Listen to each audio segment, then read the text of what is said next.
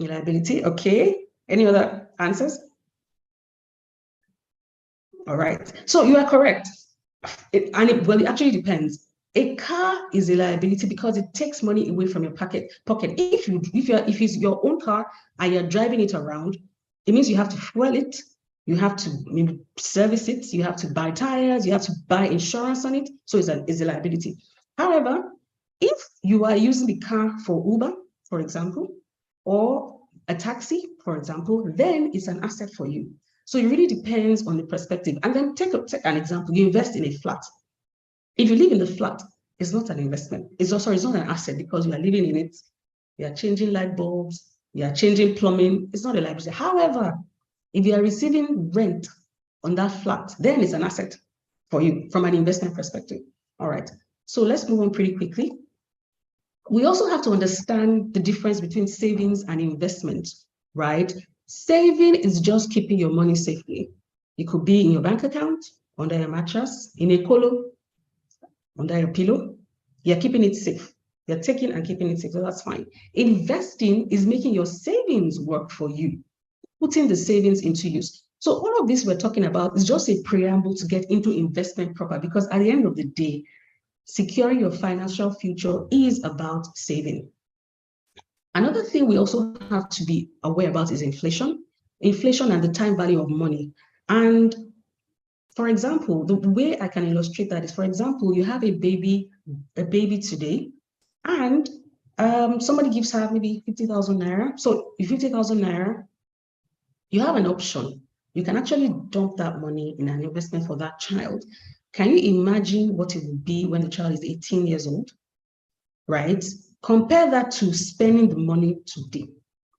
Compare that to spending the money today. So, I think that illustrates the time value of money very quickly without going into too much explanation. So really, it's the bottom line there is you need to start now. You need to start today.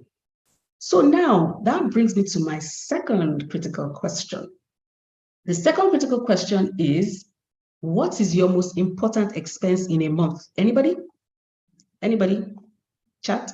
What is your most important expense in a month?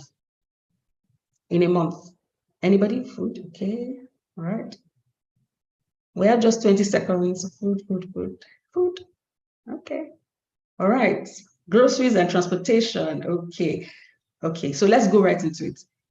Your most important expense in a month is your saving. It's not your food. It's not your clothes. It's your saving. Because guess what? That food that you buy, you eat it today.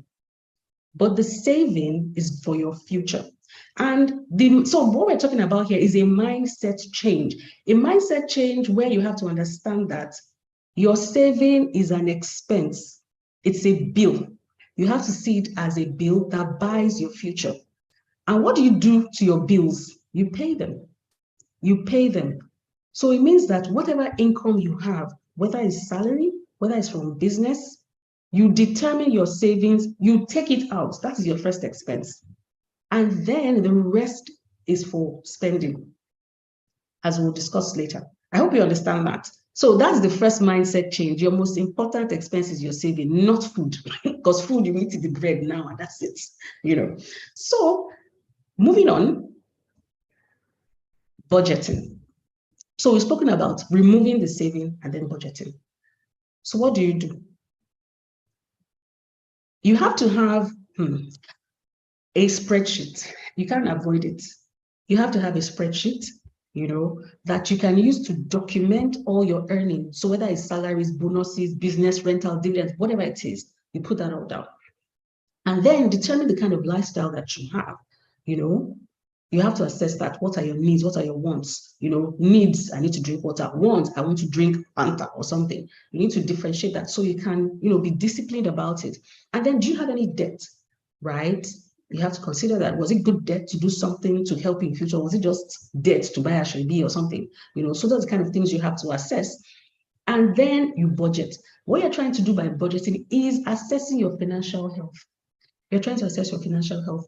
So by the time you check, this is my income, these are all my expenses, is it a net positive or a net negative? If it's a net negative, then you know that you have to check out your lifestyle so that you can accommodate yourself. You don't want to be borrowing for unnecessary things that can help your future. You shouldn't be borrowing for it. So you budget. Now we have what we call the financial health plan budget spreadsheet. So we can, you look into that if you can't, do the Excel by yourself. Now, the advice we give when it comes to budgeting is that 30% of your budget should be on investments and savings, right? And then you can spend 70%. So that 30%, right? 10% of that 30% is you invest it and you cannot touch it. We call it sit down look. You just don't touch it for any reason. That 10% of it. Then another 10% is save to spend. So for example, you save for your rent. So you save for it, but you're going to spend it, so your rent. Or you save for your children's school fees, you're going to spend it. So you have save to spend. And then another 10% to educate yourself. That's because we firmly believe that educating yourself is an investment. It's an investment, so you should educate yourself. Then the other 70% that I said can be spent. 55% goes on basic needs. So all the things you mentioned, food, clothing, utilities, 55% goes on that. 10% can be to enjoy yourself. I mean, you can't come and die now. And after everything that's happening, you have to, some entertainment. And then 5% for charity. The reason why you're budgeting for charity is because you can overspend. Auntie, uncle, I need this, and you're giving, and then realize that you now have to go and borrow. So that's why you have to budget for it, to ensure that you are keeping track. I once made a statement that your spreadsheets will make Microsoft proud, the way you are supposed to keep it. So now what's after that? So we've spoken about budgeting, which brings into my third critical question. Where do you belong in the life cycle? Where do you belong in the life cycle? What this does is that it helps you determine a couple of things: your habits, your risk appetite, your investment style, right? So let's go quickly into it. The life cycle has like 4 stages, right? It has about 4 stages. The first stage is a young and single stage. So what's here? Maybe the age of 18 to 25. We call it the consumption stage. What are you doing here? You're probably still at school. You're probably living at home rent-free. You're not most likely not earning, but you are being dashed money left, right, and center. Auntie, uncle, they're dashing you money. But guess what? You're spending it all. Your risk appetite here is very high because you are young. You're able to withstand all the shocks in the economy. It goes up, goes down, no problem. You're young, you can withstand it. So your risk appetite is, high at that age. Now, if I know now what I know then, I will have been investing from that age when uncle will be dashing you left, right. You should have been saving. So the advice here is invest. You should start investing at this stage, right? So that you can get used to it. Now, the second is the just married stage.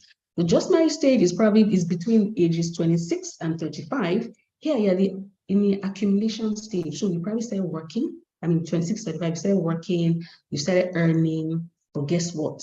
You probably moved out of the house, so no longer rent-free. You probably started paying rent. You probably taking out a loan to buy a car. You have to move around now. So that's there. So that's more expensive, but you're not working. So guess what? This is why I spoke about those habits earlier on, because it's those habits that are going to help. Because guess what? Even if you start investing, without those habits we spoke about, the budgeting, the assets, liabilities, all that, it would actually affect your portfolio. And then here, your risk appetite is still relatively high because you're still young enough to withstand the shocks. So you're mid to high risk, right? And invest heavily because you're accumulating. The next stage is the proud parent. So the proud parent here, that's between ages 36 and 55. So here, you most likely have a family already, right? You most likely have a family. You're now paying school fees, right? You're probably moving from rent to mortgage. So you're going to have mortgage. You probably move from 1 to 2 cars, right? However, here, you're probably earning more. Because at this point, you're probably maybe at the top of your career, at the top of your business, you're moving, right? So you're also earning more. However, because for number one, because of your age, so you're getting older, we're saying between 36 and 55 here, you're getting older, and you have a family. So this now affects the way you should view risk. your risk appetite starts dropping. So it's no longer high or mid to high, it's now mid to low. That's your risk appetite and here. So you are still investing, but you cannot take risk that you used to take when you were 18 or 25 and all of that.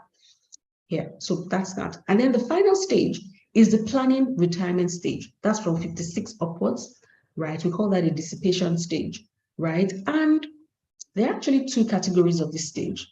So you have people here that are comfortable, they're okay, because of decisions they've taken in the past, right? However, there are some people at this stage that have to rely on others. So that's why we're here today, so that we're not in the second category relying on others at this stage. So it's important we make those good decisions now. So now that takes me to my fourth critical question. And the question is this: have you ever sought advice from a professional? Investment advice from a professional, that's the question. Or are you a DIY person when it comes to investment? So for example, I mean, because sometimes I find it interesting that when you are ill, you call a doctor. When you need legal advice, you call a lawyer. But when you have some money in your hand to invest, you pick up the newspaper and check it yourself. What's happening today? What can I do? Forgetting that, you know, you need advice of someone that is constantly checking the economic environment that can advise you, or can advise you on a deal that looks too good to be true. Too many people have been burnt from Ponzi schemes. Educated people, not on the road, too many people have been burnt because, oh, there was a deal that was too good to be true, or the regular investment looked too small. This is too small, and somebody is offering me one deal somewhere, and then billions and billions have been lost. If you know how much has been lost to all sorts of schemes, right? So please, DIY. You need a professional, and not just when you're ill. You need to go seek professional help. You do need professional help with your finances. So now that brings me to, I mean, when you seek professional help, what happens? When you do that, then you determine your investment goals, your short-term goals, long-term goals, medium-term goals. What do you want to do? Do you want to save for your master's? Do you want to travel? Do you want to save for Hajj or Umrah? Do you want to save for your kids' school fees? Do you want to save for rent? Do you want to save for your mortgage deposit? Do you want to save to buy a car? You know, so different things you discuss. Do you want to save for your retirement? Different things you discuss, you determine, and then that's where the life stage comes in, where you say, no, calm down, this investment is not for you because of your age, no, or oh, no, why don't you consider this? You're young, you can do it. So those are the kind of conversations you have. And then diversify your portfolio. So, you know, I mean, don't put all eggs in one basket, to ensure that you protect yourself against risk. You determine that, and then starting today. Now, that brings me to my fifth and last critical question. Now, this question has A, B, and C, right? So I'm asking them together. The questions are, number one, is your income or investment halal? That's question one. Number two, can you pay zakat on your income or investments? Now, you need to know that you cannot pay zakat on investment that is not permissible. So you need to determine that. And you remember that zakat is a pillar in Islam. So is your income even zakatable? That's two. And then the third question I have for you is, do you pay your zakat? So the last question, do you pay your zakat? That's a personal question. You need to work on that. If you do, and if you do, alhamdulillah, if you don't, you need to work on that. Then the question of, is your investment income halal? The reason I'm asking this is, there is no point starting a journey if at the beginning the journey is faulty. That's because a lot of people have had to give out their income, including myself, of income from interest, right? You have to purify your wealth if that's how you earn money, and you have to dash it out. I assure you, you have to dash it out and then start again.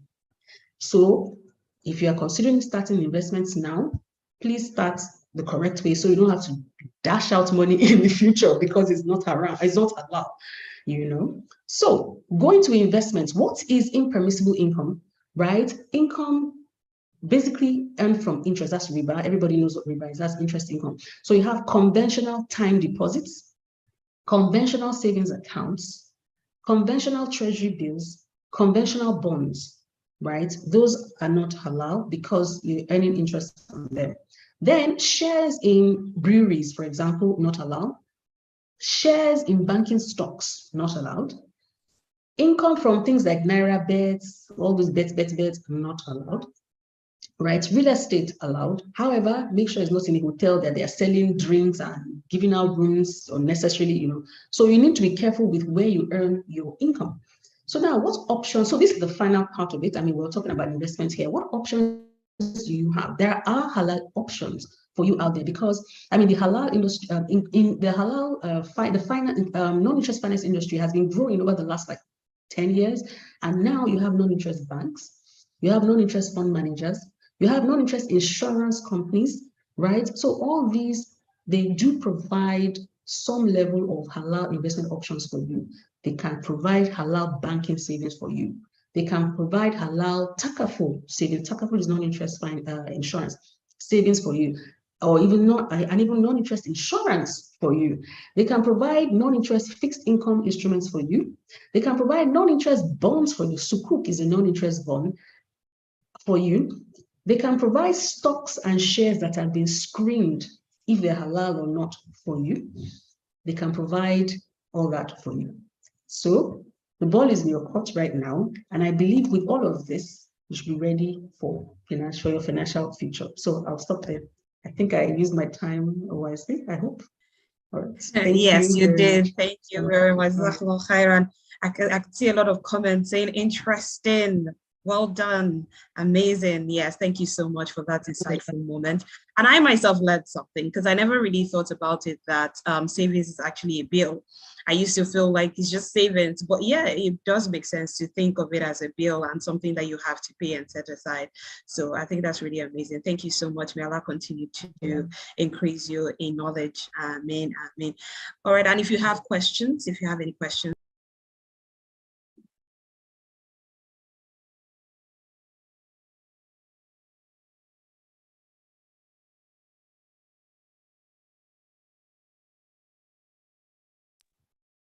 so we have like 2 questions already in the Q&A box. If you have your questions, please kindly send it in the Q&A box so we can take that quickly.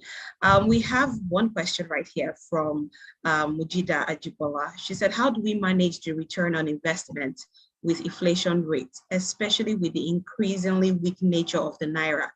I sometimes feel investing over a long time would not make any difference, as when you check the USD or GBP equivalent of the investment versus the accrued profit, it might not be so different after all. Is this correct? If yes, how do we manage this? Okay, thank you very much for that. Last year especially, so I mean 2021 and a lot of 2022, when the Naira, experienced a lot of volatility, right? A lot of investors started seeking dollar investments, right? Started seeking dollar investments to kind of cushion the effect of them. So the advice there will be, there are dollar investments you can invest in to cushion the fall. And sometimes the cap might be a bit high. So what you can do is the same thing, save towards a dollar investment or invest in Naira. And then when it reaches a certain sum, you can now convert it to invest. So that there are options there for you. So the return might not be that much, but at least it kind of preserves your wealth. I mean, when you think of the fact that 360,000 Naira about 4 years ago could buy $1,000. And now you need about 750 Naira to buy $1,000. But if you had preserved your wealth then in that same $1,000, right, it will be the same. It will be, in fact, it will have double the value today if you convert it. So you can't start seeking foreign exchange options. But of course, it's still going to be part of the basket. It can't be all the investment that will be foreign exchange. So a portion of it, a portion and all that. Because it can also move against you. We had a situation where the rates went so high, somebody was panicking, and the next thing it went right down again. So you have to be careful. Don't do it on your own and all that. So that would be my advice on that. All right, thank you very much. Okay, we have another question, so I'll just take this one last question. It says, which company offers non-interest stocks and bonds aside Sukuk? Okay, there are a number of companies that do. Mine does. So Lotus Capital the pioneers of non-interest finance in Nigeria, have been doing this for like 16 years.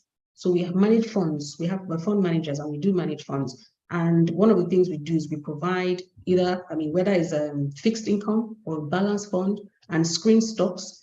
And our funds are listed on Nigerian Stock Exchange. So you can actually check it out there and things like that. And you can go to the website. You also have other fund managers. There's some in the north. They're quite a number of them, but I won't give any names. So yeah. And then you have, even if you want to do halal insurance, there's no Takaful, Jaiz Takaful, and then you have Lotus Bank. Lotus Bank, if you want to open an account, a halal account, you have Lotus Bank, Jaiz Taj, they're all there. So there are options now. It's not like before. When I started out in non-interest banking, there was still the necessity factor for us then, because there was nothing, but as time goes by, the necessity factor begins to drop, where you have to actively seek out as much as you can, to try and get halal income. So.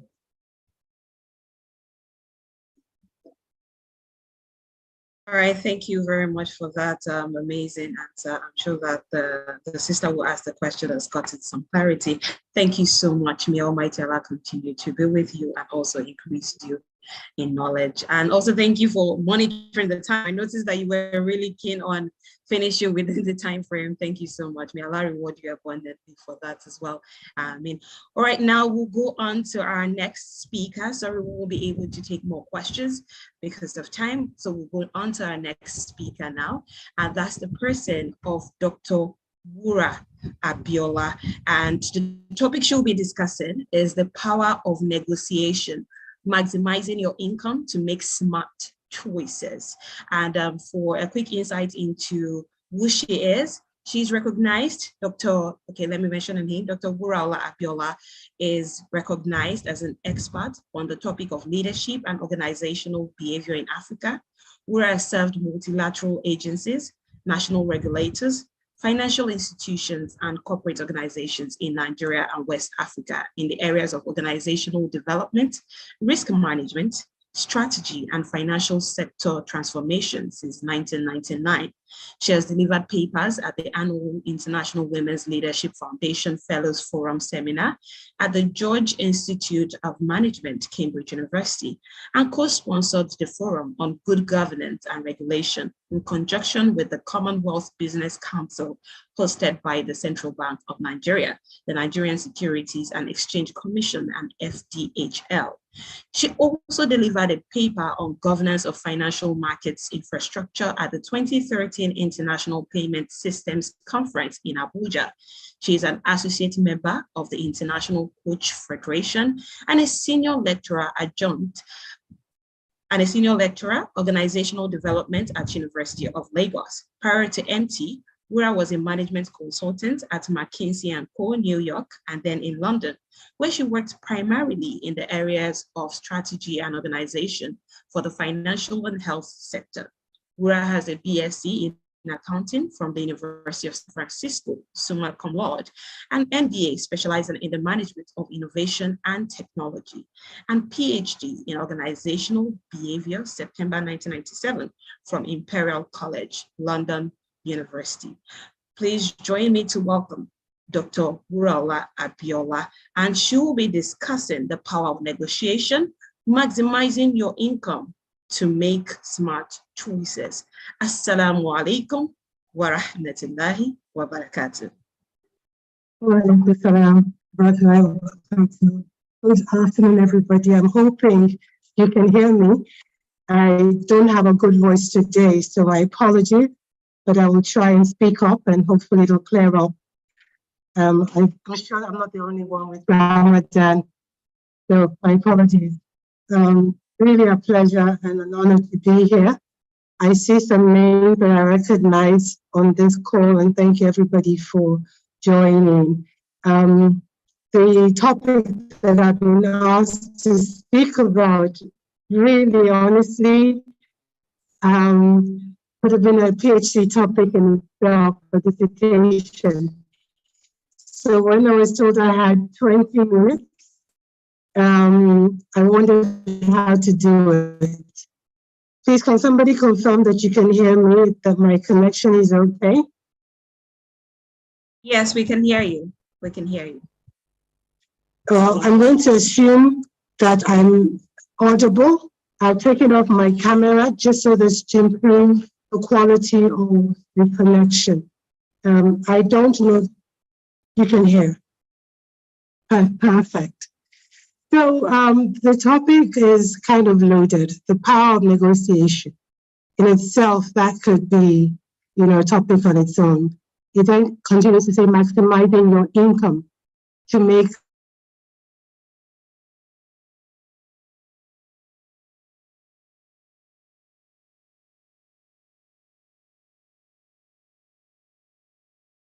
Okay, I think there was an issue with the internet.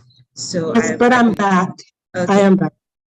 Apologies. I was able to hear Ms. Kekireko perfectly all through her presentation, and now it's my turn.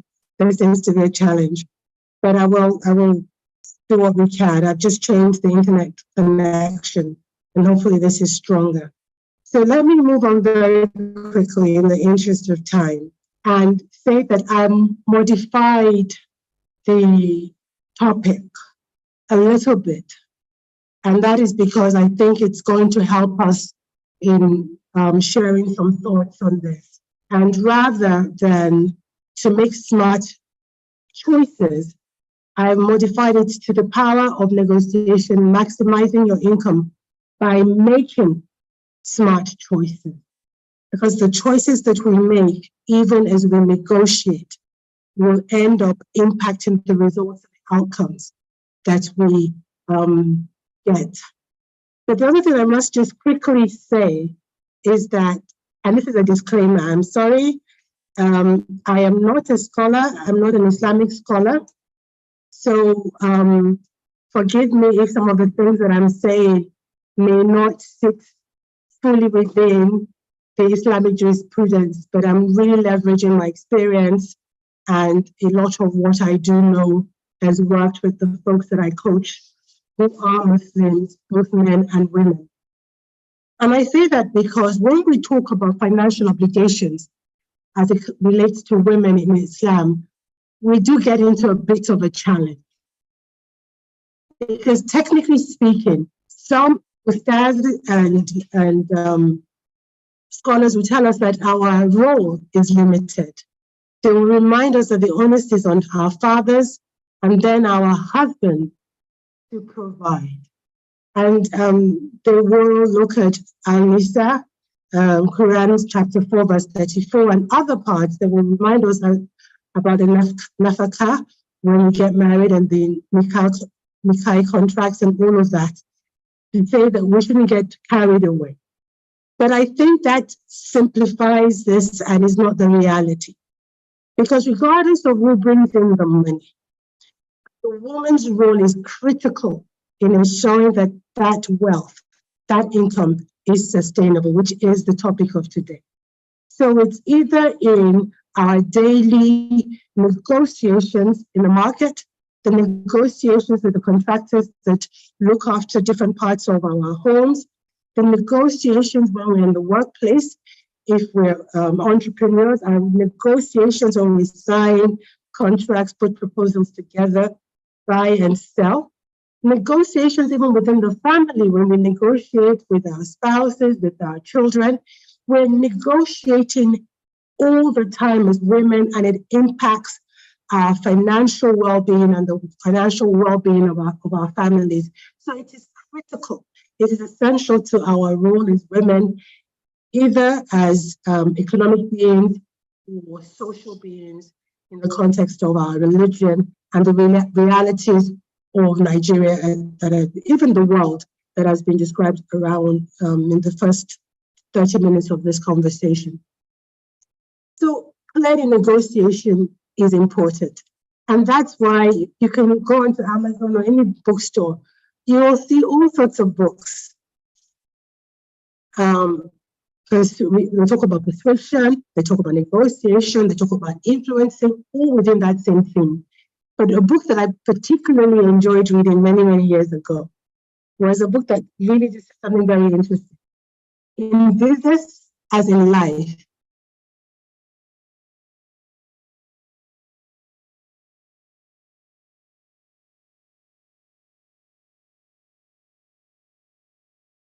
Assalamu alaikum, can you hear me? Yeah, I think there's a bit of challenge with Dr. Wura's internet. I hope that will be sorted in time so we can continue to hear her and also learn more from her. I think there's an issue and I think she's trying to resolve that. Okay, I can see she's back. Assalamu alaikum, can you hear me? What will happen is, I'm so sorry about this. I'm actually making sure that we resolve this matter immediately.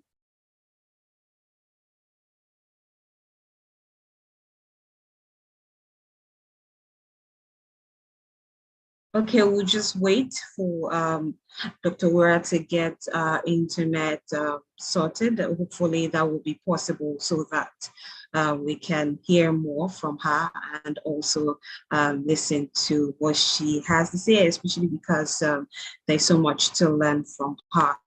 So we'll just wait while she fixes the internet issue she's currently facing. I think she's working on it already. Assalamu alaikum, Dr. Wura. Okay, I believe she's still trying to get this sorted out. Can you hear me now, please? Can you hear me? Perfectly, perfectly. Okay, so I've logged on my phone, as sometimes one has to. So with all of that said, I believe we will now have uninterrupted connection. Unfortunately, I don't know where you stopped hearing me, and I apologize for that. But let me soldier on and assume that you can now hear me perfectly going forward. I was trying to make a case for the importance of negotiation and negotiation skills, regardless of where we sit in terms of our responsibilities as an economic agent in the world, because we negotiate every day. We negotiate even within the context of the family, with the children, with our spouses. We negotiate in the context of buying and selling in the market, working with contractors from the plumber to the bricklayer, whoever it is. And we negotiate in the context of our work, either with our colleagues, with our bosses. And if we're entrepreneurs, we negotiate when we're even working with our clients, negotiating proposals, trying to make sure they pay us what we consider is fair and due to us. So negotiations are really part and parcel of life, and that's why there's so much to read on it. And I was just telling you that one particular book I found very interesting many, many years ago was a book titled In Business as in Life. You don't get what you deserve, you get what you negotiate. And I was encouraging that we all go ahead and try and read that book when we have the opportunity. So let me move on and ask you a question. When you hear the term negotiation, what picture comes to your mind? Do you think of something pleasant or something unpleasant? So if we could just quickly just respond, maybe just 5 seconds. Negotiations, pleasant, unpleasant. What do we think? Pleasant. Very good. Oluwakemi thinks it's pleasant. Anybody? Pleasant. Anxiety. Negotiation is pleasant. Oh, wow. So let me then ask a question. Give and take, unpleasant, very necessary. For those that consider negotiation pleasant, is it the process we're talking about or the outcome? Process or outcome?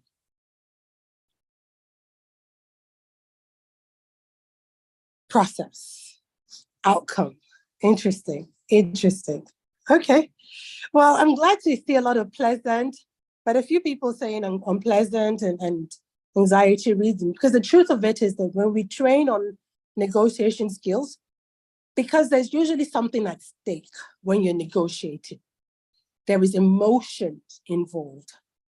And therefore, it is usually something that people will consider to be tense.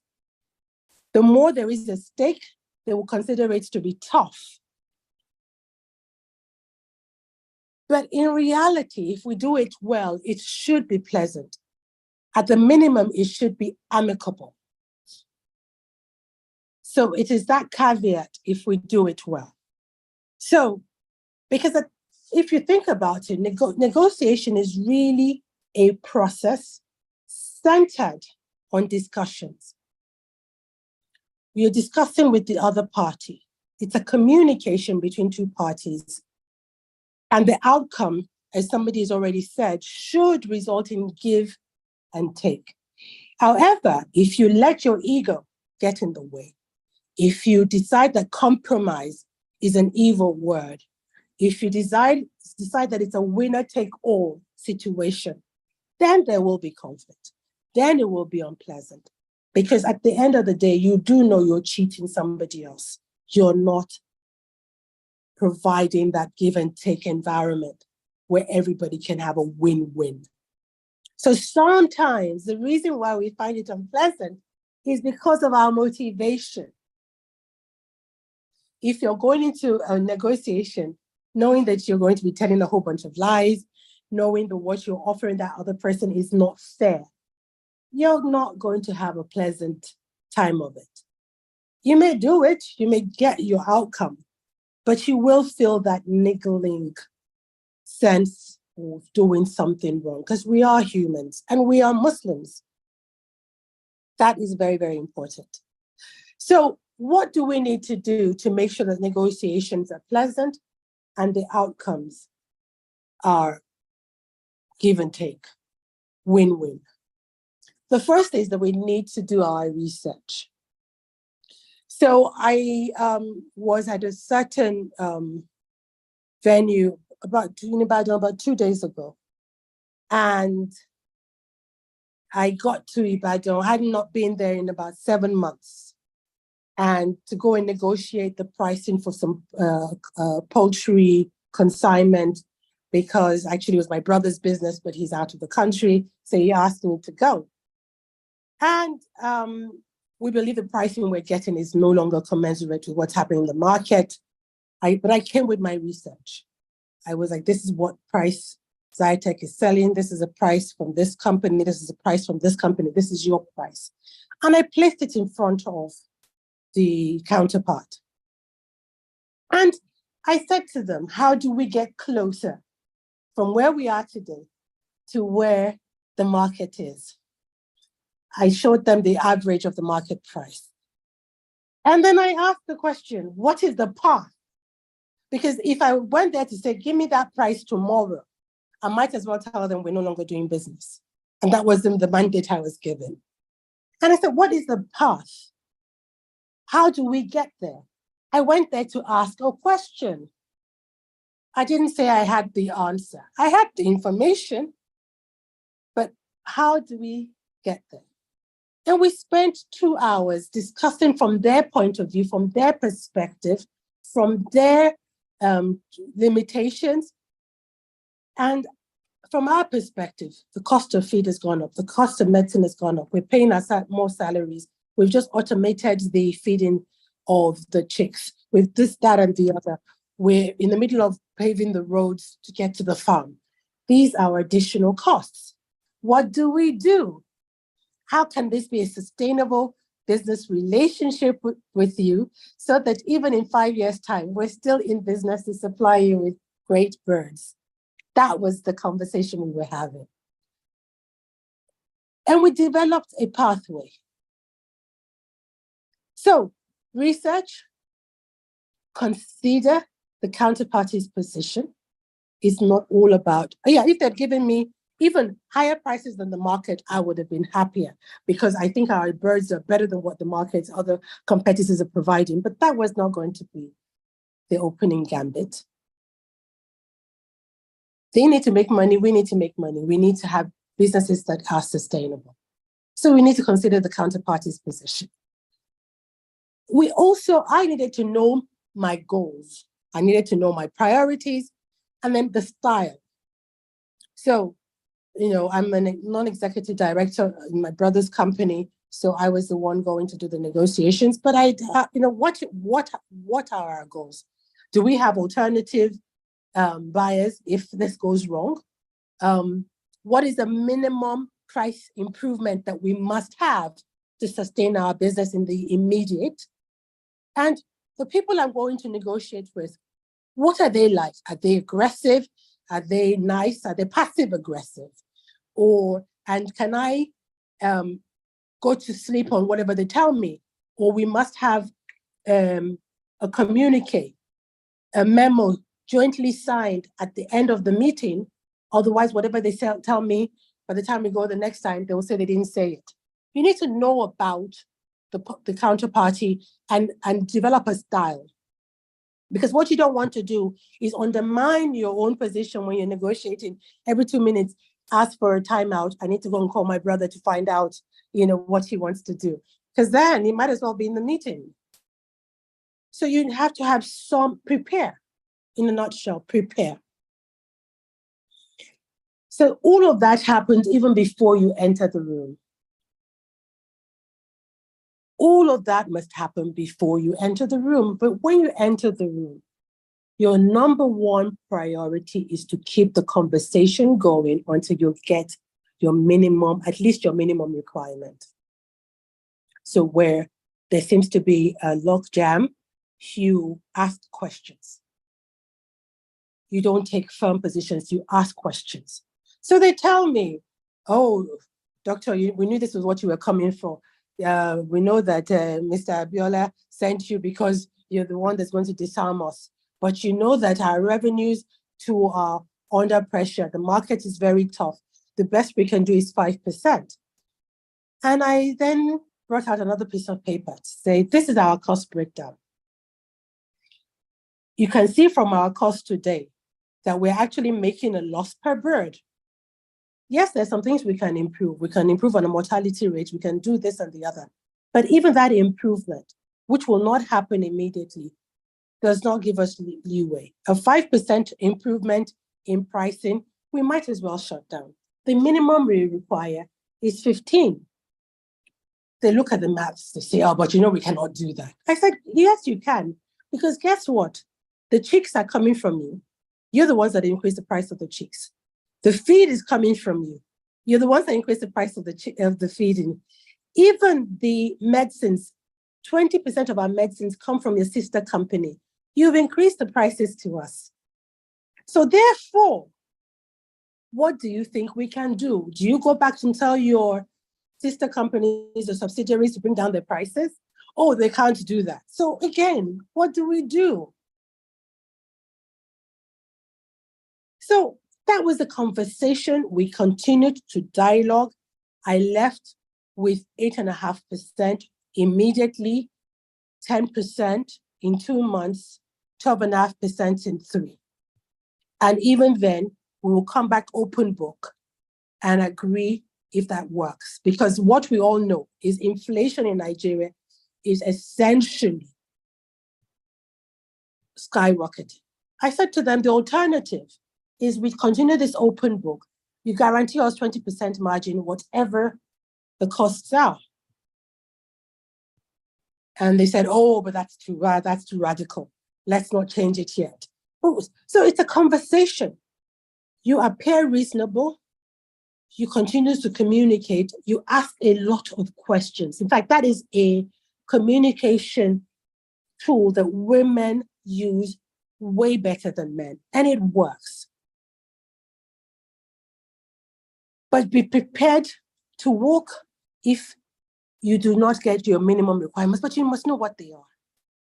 You must have done your homework. If you overplay your hands, everybody is in trouble.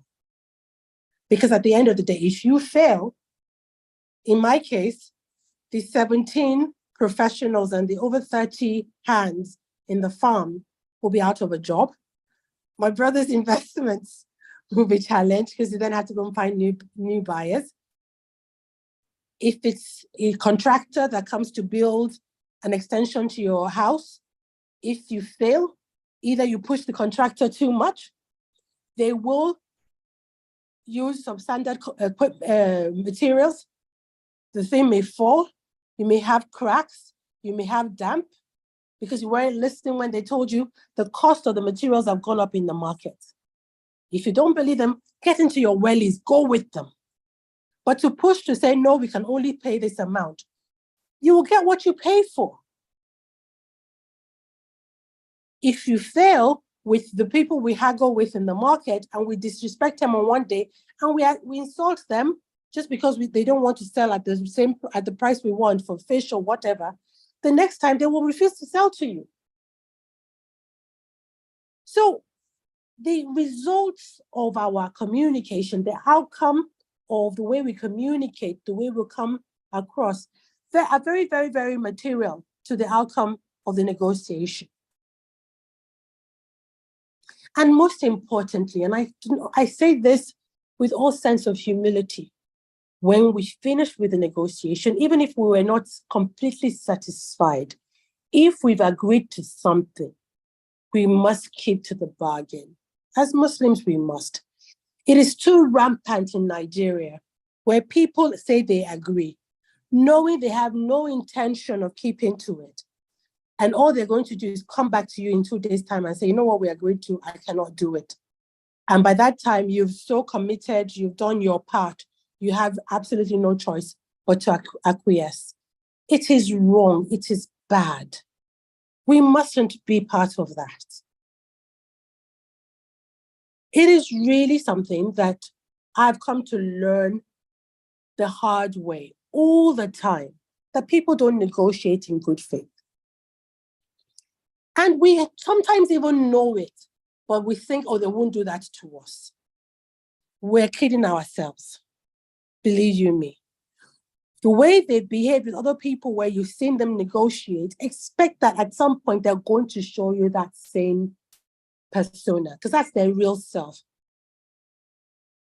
I know that it's time for prayers, and I'm very, very conscious of time. The moderator, should we take a break now, or what shall I do?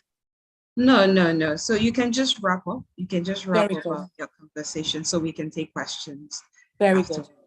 Very good.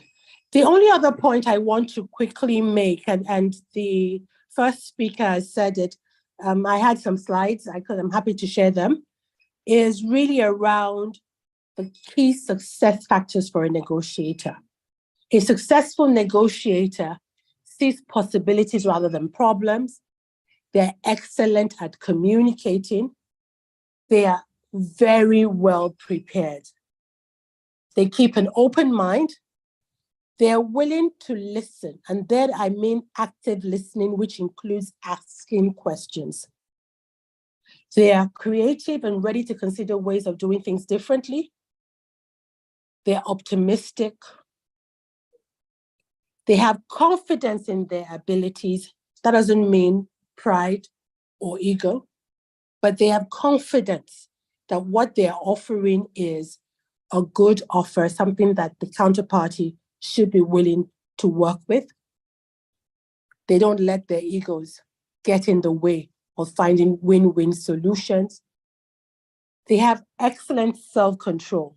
So in the course of negotiations, so I was in Abuja on Wednesday, we went to sign a contract with a regulator and a counterparty where we've had the most horrible negotiations for the last 6-8 months, to the extent that even on the day, the counterparty said they were not going to sign.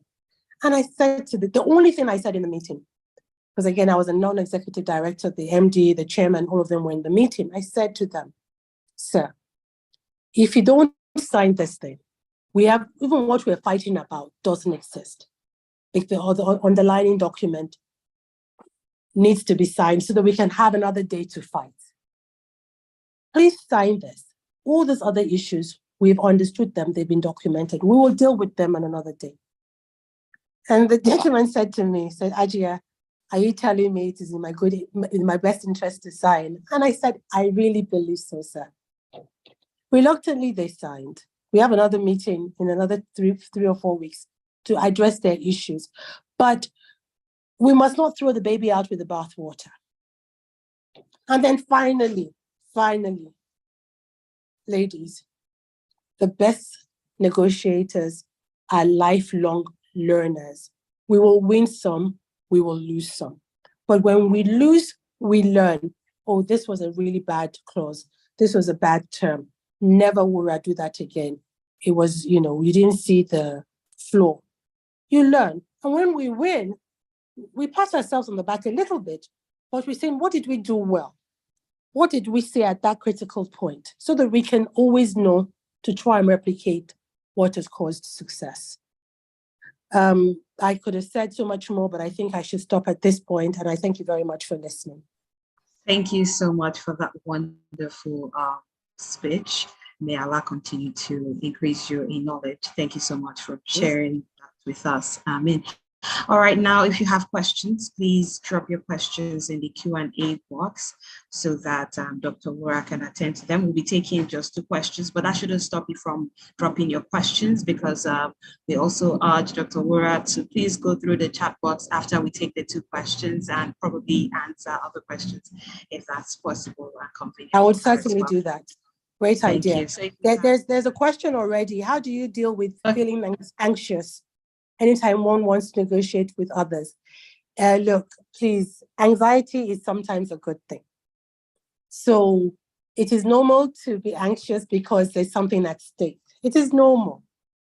Our job is to learn some coping mechanisms so that people don't really understand just how anxious we are.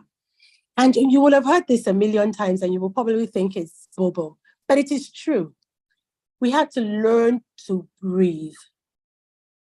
When we breathe in a regular manner, our voice calms down, because that's usually the way anxiety shows up, in our voice. That is how people know we're anxious, because our voice cracks, because we're not getting enough oxygen into our windpipe. So please learn to breathe.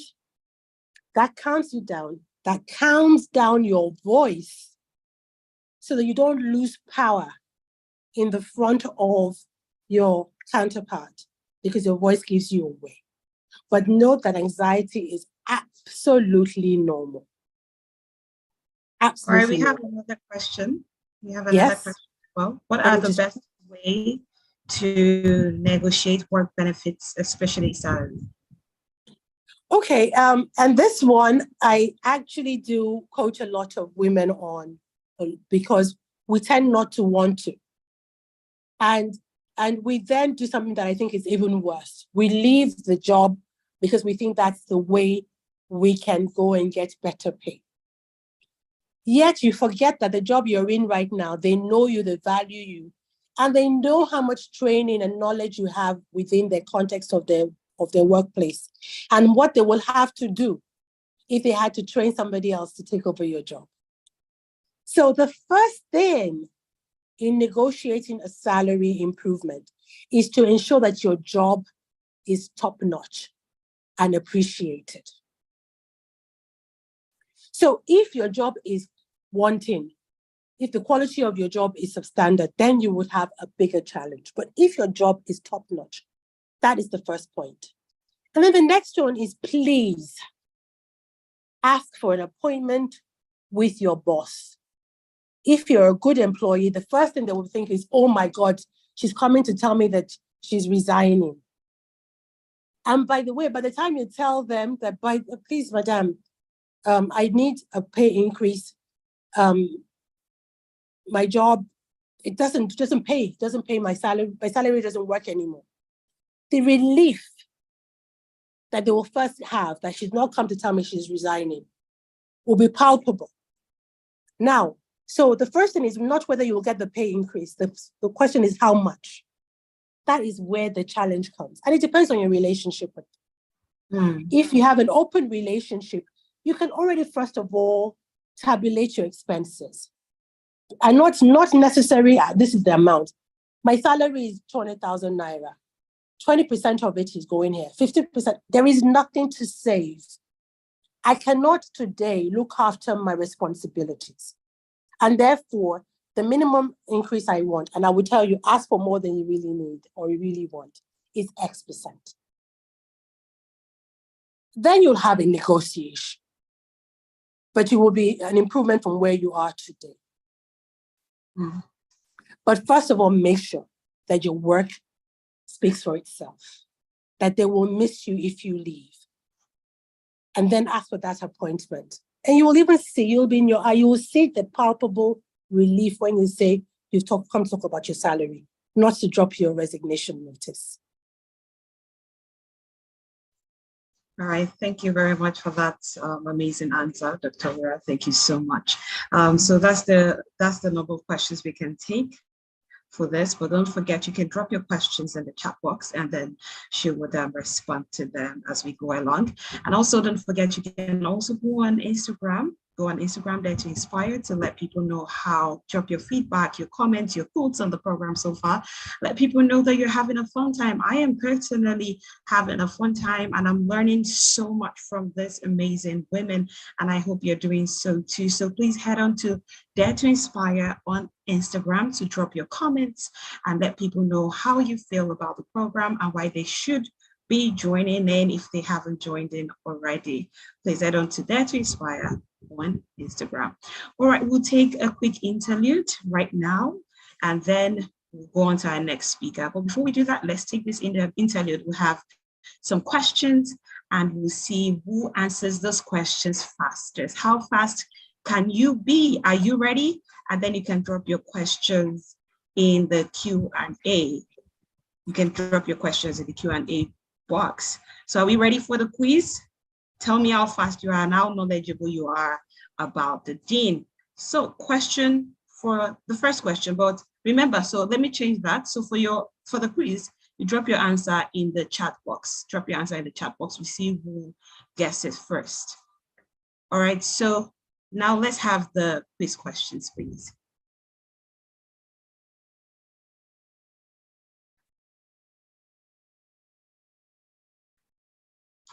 All right, are you ready? Let's get ready. Are we all ready? Question number 1.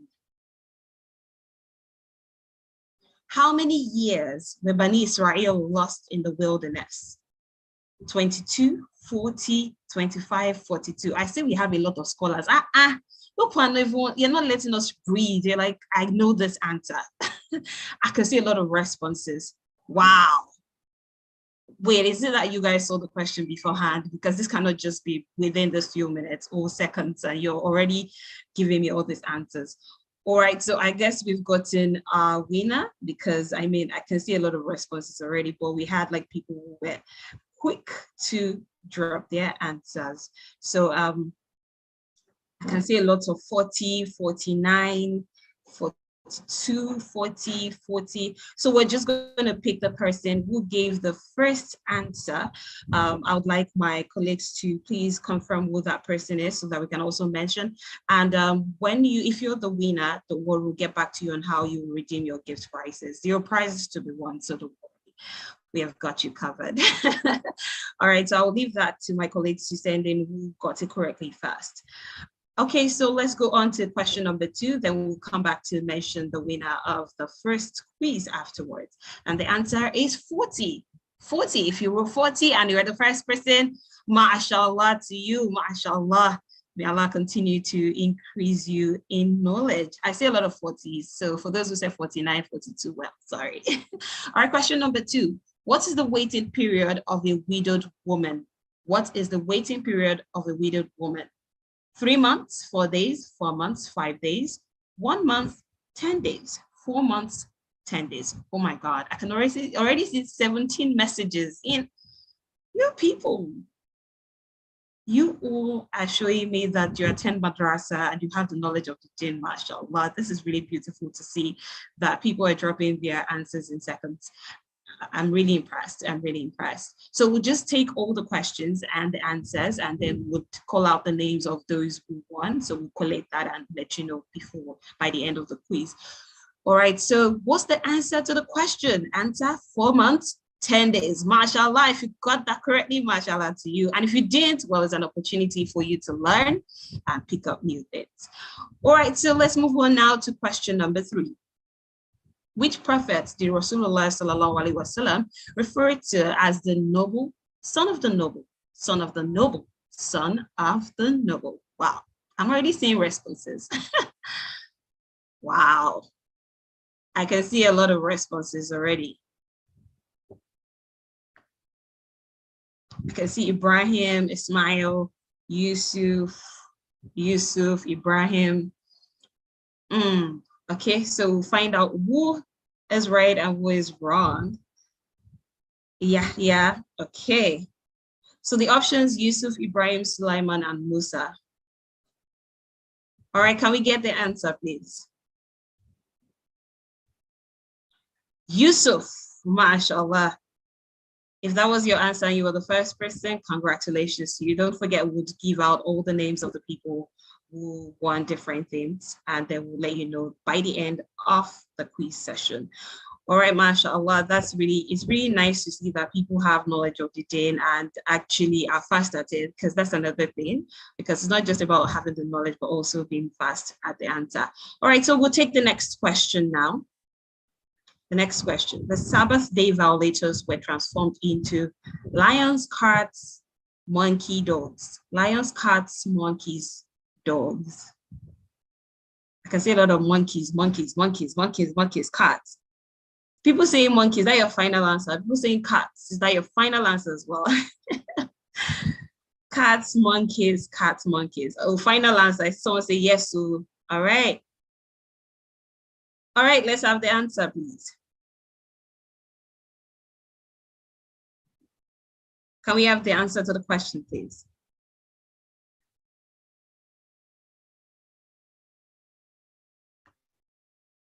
The answer is monkeys, mashallah. If you said monkeys, if you wrote monkeys, alhamdulillah, rabbil alamin. I feel some people are saying, seriously, I feel so too. Did you see the, I know they did not, but I'm just feeling like with the way people are responding, like it's like you guys had an expo somewhere or something. Because everybody's just giving me the answer. In fact, before I even say the question, I've seen the answers already. I feel the same, but I know they didn't get the question beforehand. I know that this is just showing you that a lot of people actually know the deen, and a lot of people are learning constantly about the deen, and that's really impressive, because as Muslims we should keep learning. Learning is very important. Even during the session with the speakers, one of the speakers mentioned it as well. She said that learning is part of it, and that was Mrs. Kikiri. She mentioned it. She said that learning is also seen as an investment, so we can't stop learning. All right, now let's take another question now, please. Let's take the other questions. What was the false charge Miriam, mother of Isa, was accused of? What was the false charge Miriam was accused of? Wow. Okay, I don't have anything to say anymore, because I don't have anything to say. I'm just not going to say nothing. Because what? You guys, so fast. I don't have anything to say. I will just say that there are scholars in this house. That's all I'm going to say, period. On this call, we have a lot of scholars. That's all I can say. Because I'm not even saying, nobody's saying third line, mother. Everybody's just saying the same answer, mashallah. We have scholars. We have people who are actually learning about the deen on this platform, and I'm really, really impressed, mashallah. So what's the answer to the question? For those who don't know, the answer is fornication, mashallah, mashallah. So I'm sure that we've been collating the names of the people who got the questions correctly first, and then we'll have that and mention the names so that you would be aware that you actually got something. And don't forget, we'll also reach out to you on how you can get your gift items after this program, inshallah. So I'm sure that the team is compiling the results for us to announce the people who won each questions. All right, so I can see some people's network is cheating us. Wow, well, it's good to have good internet. Sorry about that. I saw a lot of reactions while we were taking the questions as well. People saying that they think people have seen the answer. That just shows that we are all like intelligent people here, and we all know about the deen. Somebody said, like, seriously, yes. Like, seriously, wow, mashallah to everyone who participated in the quiz. Oh, wow, sorry for all those people who had network challenges. well, we're so sorry about that, but you know, it's just about the fastest people first. So if you were able to get that on time, I'm sure that you would have been able to win something. So I'm really happy that I'm really impressed. I would not even lie, because this is really beautiful to see our sisters actually learning more about the deen and not taking the back seat on this. I'm really impressed. So I have the names of our winners. Are we ready to hear their names? I'm sure you're all expecting, am I the one? Am I the one? Who knows? So we have Sister Aisha Akiyemi. I think she won the first question. Then we have Kafaya Aziz, Kauthar Kemi, and Abida Adebomein. I hope I got your name correctly and I didn't murder that. I tried to. Oh, I can see people saying, yay, alhamdulillah, alhamdulillah to you all, mashallah. MashaAllah, may Allah continue to reward us abundantly, MashaAllah. I can see a lot of excitement in the comments in the chat. I can see a lot of excitement there, alhamdulillah, alhamdulillah. So we'll reach out to you on how you can get your gift items. And also please head on to Instagram at Dare to Inspire. Tell us how you feel about the program so far. Tell us what you've learned. Tell us what you're saying that has made you excited and why others need to be on this call, why they need to be here to join this call and benefit from this session. Please, let's do that. All right, now we'll go on to our next speaker. Yeah, we had that break so that we can all stretch our feet and also stretch our brain a bit and get the answers to the questions. All right, so now we'll go on to the next speaker for today. Would have her share from our wealth of knowledge as well. And the next speaker for today is Jennifer Uguyeme, Sister Jennifer Uguyeme, and she's talking about overcoming financial challenges, strategies for resilience and success. Overcoming financial challenges, strategies for resilience and success. Jennifer is passionate about representation, religious diversity, and inclusion. After a 10-year career at the NHS working with diverse and vulnerable communities, Jennifer decided to step away and focus on what she cares about the most, changing the narrative of the Muslim businesswoman. And it was in 2017, while 6 months pregnant, that Jennifer set up Sisters in Business as a reaction to her feeling lonely and isolated after a business venture of hers failed. She wanted to connect with women who understood her faith, as well as the reality of business, and as a result, created a strong female network within the community. Today, Jennifer is a TV presenter, speaker, business and mindset coach, and entrepreneur. Sisters in Business has held over 30 networking branches with over 1,500 women of all races and religions walking through the door, and has become a safe space for women to network, collaborate, and be inspired. Please join me to welcome Sister Jennifer Uguyeme, who will be taking us through the topic of overcoming financial challenges, strategies for resilience and success. Assalamu alaikum wa rahmatullahi wa barakatuh. Wa alaikum salam wa rahmatullahi wa barakatuh. Thank you so much for having me this afternoon. When I'm listening to everybody else's titles, doctor, this, I'm like, me? Do I deserve to be in this space with everybody else? But alhamdulillah, I'm first of all, so honored, and thank you to the organizers that reached out to me for including me in this beautiful initiative that I had no idea about, but alhamdulillah, so happy to have learned so much since, mashallah, tabarakallah.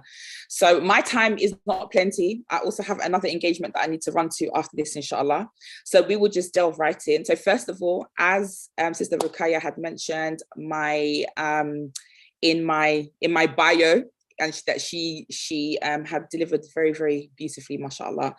I'm Jennifer Uguyeme, and a lot of people will question, where does the name Jennifer come from? You wear hijab, you're Muslim, you're this. And alhamdulillah, 18 years ago, I took Shahada. So 18 years ago, I became Muslim, coming from our Saleh church and all of that. I then took my Shahada to become Muslim, inshallah. So this is why there's confusion with my name, but I am a Nigerian girl, mashallah, tabarakallah. So today I am going to be talking about the importance of financial resilience. and why I find it important. Again, like everybody else, it's going to be a very, very interactive session. I talk fast, so if I'm talking too fast, let me know and I'll slow it all the way down, inshallah. And I hope that you guys will be able to really take some points away and really benefit from my talk this afternoon, inshallah. So first of all, why is this topic really important to me? This topic is really important to me for one reason. I used to be homeless with no money. And my journey and my story into where I am now in having multiple streams of income, alhamdulillah, has been of one that shows resilience, perseverance, the love of Allah, the mercy of Allah, but also learning key things along the way that has been able, that has given me the authority to shape and to look at my finances as I've grown along the way. Alhamdulillah, as Sister Ruqayyah said, I founded the largest and only organization in the UK and Europe that caters to Muslim women through the lens of entrepreneurship. Alhamdulillah, since it's 30, we have now jumped up to almost 80 branches, alhamdulillah. So, you know, our work is very impactful in what we do. And I'm super passionate in ensuring that Muslim women, us more specifically, Muslim women are always at the forefront of the things that we do. And why is that? Because we know that from the mothers of the believers in the times of the Sahaba and the Sahabiyats, we know that the Muslim women were always at the front. And Allah has given us Islam to raise our ranks, and we want to be living amongst those ranks, inshallah. So, first of all, Islam, we know that Islam encourages us to seek education, to up our skills, entrepreneurship, especially as a means to achieve financial resilience, success, wealth, resources, you know, not only to benefit us, but also to benefit others. And one thing that I have noticed about us as Muslim entrepreneurs is that actually we live with the title social entrepreneurship. Why? Because we live more for the impact than the profit. And not to say that we don't want to make money, but subhanAllah, our faith drives our purpose. And because of that, it means that we are in a much stronger position to be able to take ourselves from one state of financial status into the next one, inshallah. So my talk this afternoon is going to cover 4 things, and that is financial literacy, but I like to call it financial hygiene, creating a budget and sticking to it, diversifying your streams of income, and my favorite one, mindset.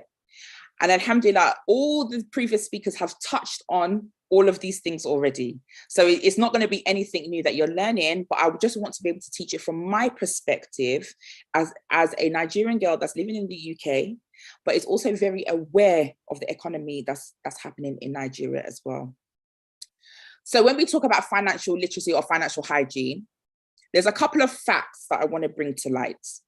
So as of 2020, Nigeria is the largest economy in Africa and the 27th largest in the world, with a GDP of $514 billion.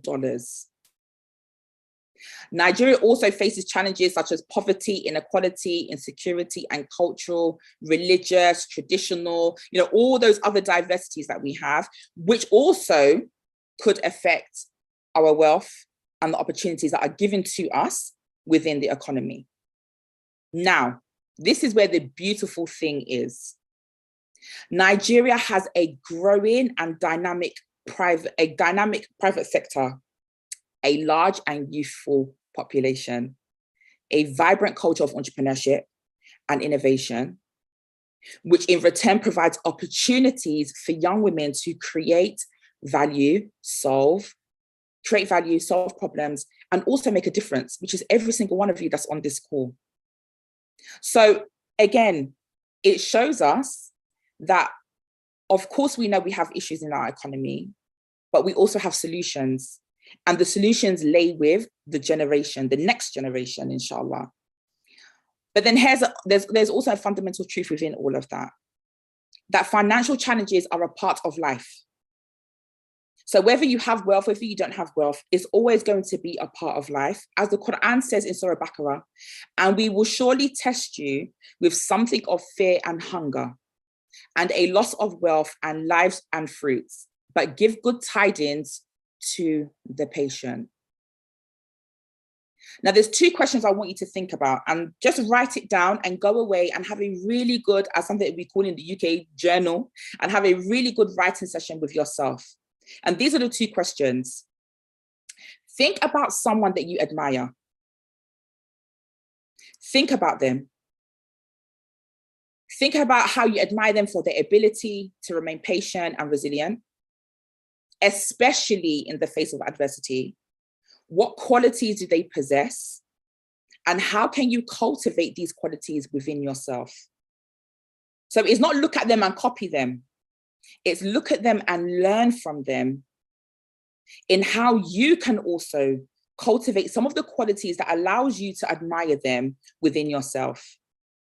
The second question is, in moments of hardship,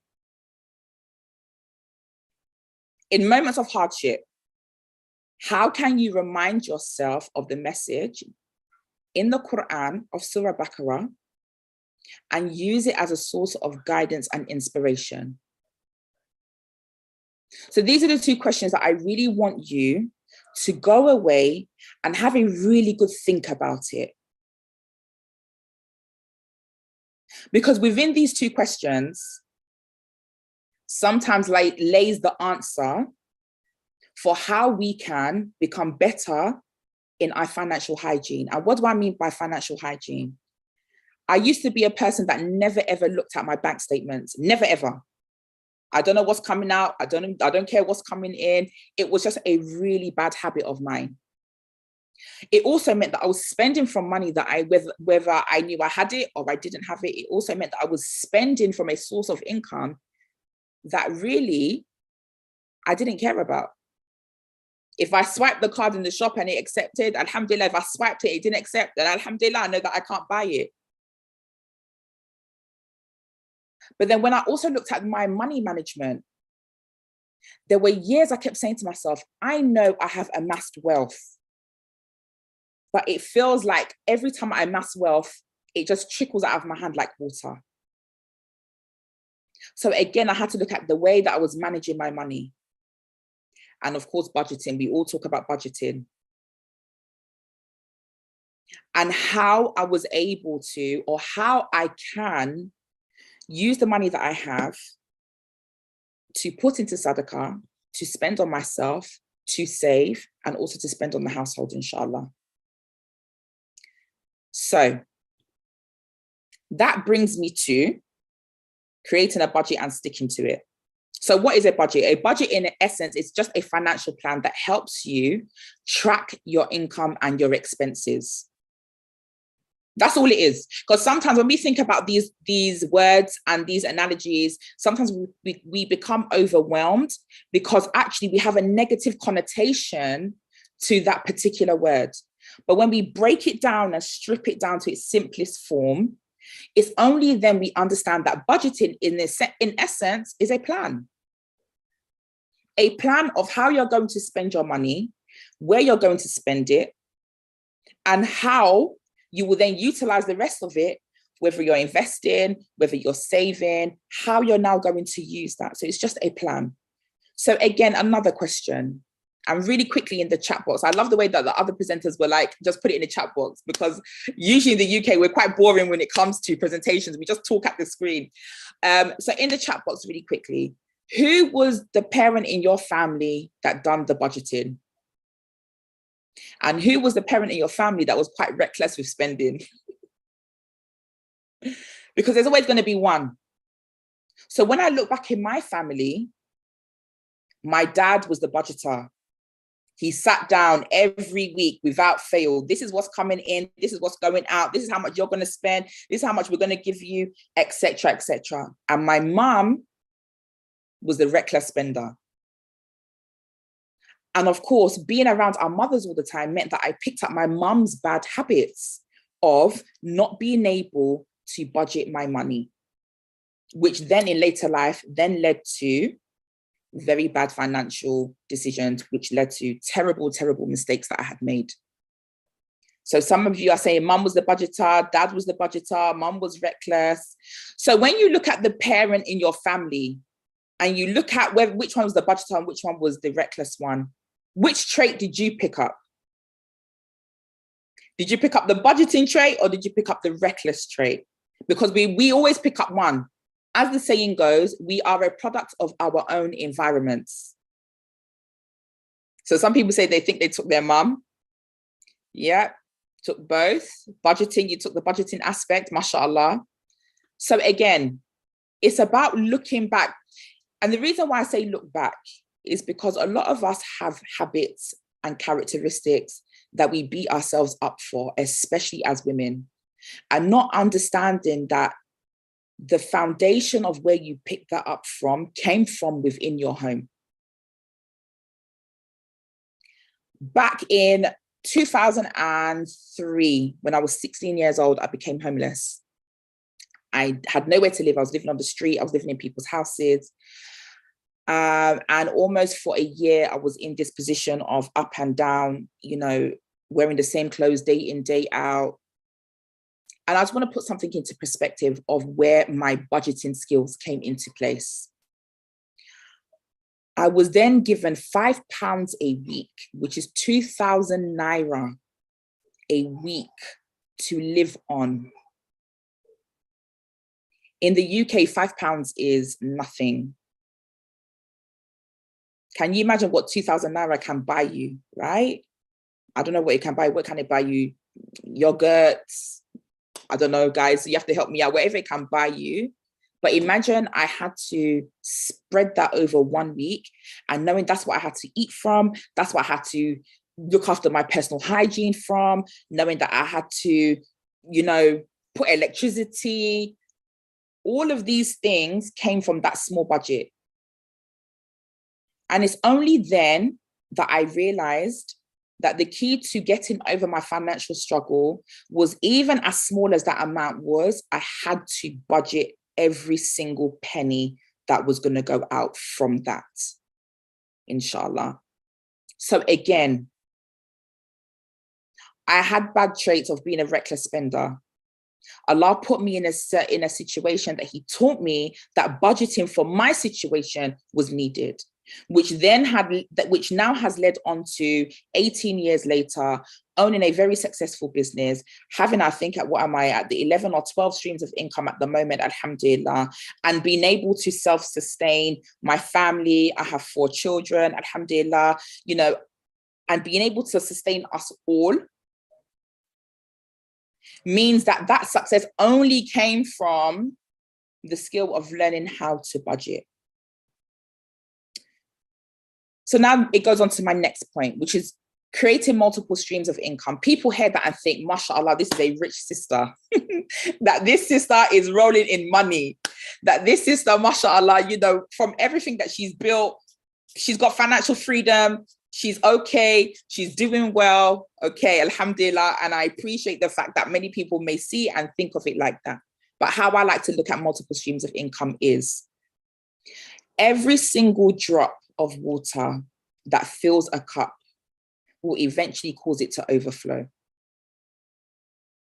So when I think about my financial freedom, when I think about my financial wealth or generational wealth, multiple streams of income for me is absolutely necessary.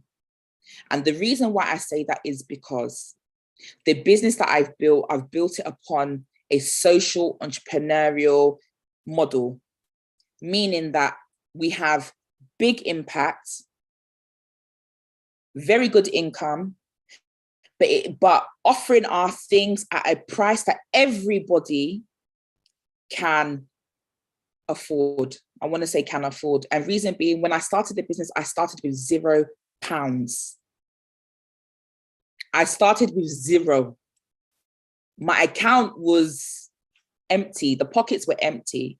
So I knew what it felt like to want to start a business and not be able to start it due to the fact that I had no income. Now, statistically, a woman who enters entrepreneurship is already a mother and or a wife, meaning that the responsibilities that she enters her entrepreneurship journey on is already weighing her down. which means that her income is not plentiful. It means that she doesn't have a whole lot of money to put into marketing or sales or coaching. So what we do is we take that away from her. We join together on the basis of sisterhood. We alleviate her stress by recognizing who she is in the position that she's in, but also giving her the education, the interaction, the collaborations that she will need to go away to turn 0 into 100, into 200, into thousands. So how do I what would be my advice on creating multiple streams of income? This is my advice, very, very simple. It's built over time. My 11 or 12 streams of income was not built over 1 year. This has been building over 6 years. Number 2, be intentional.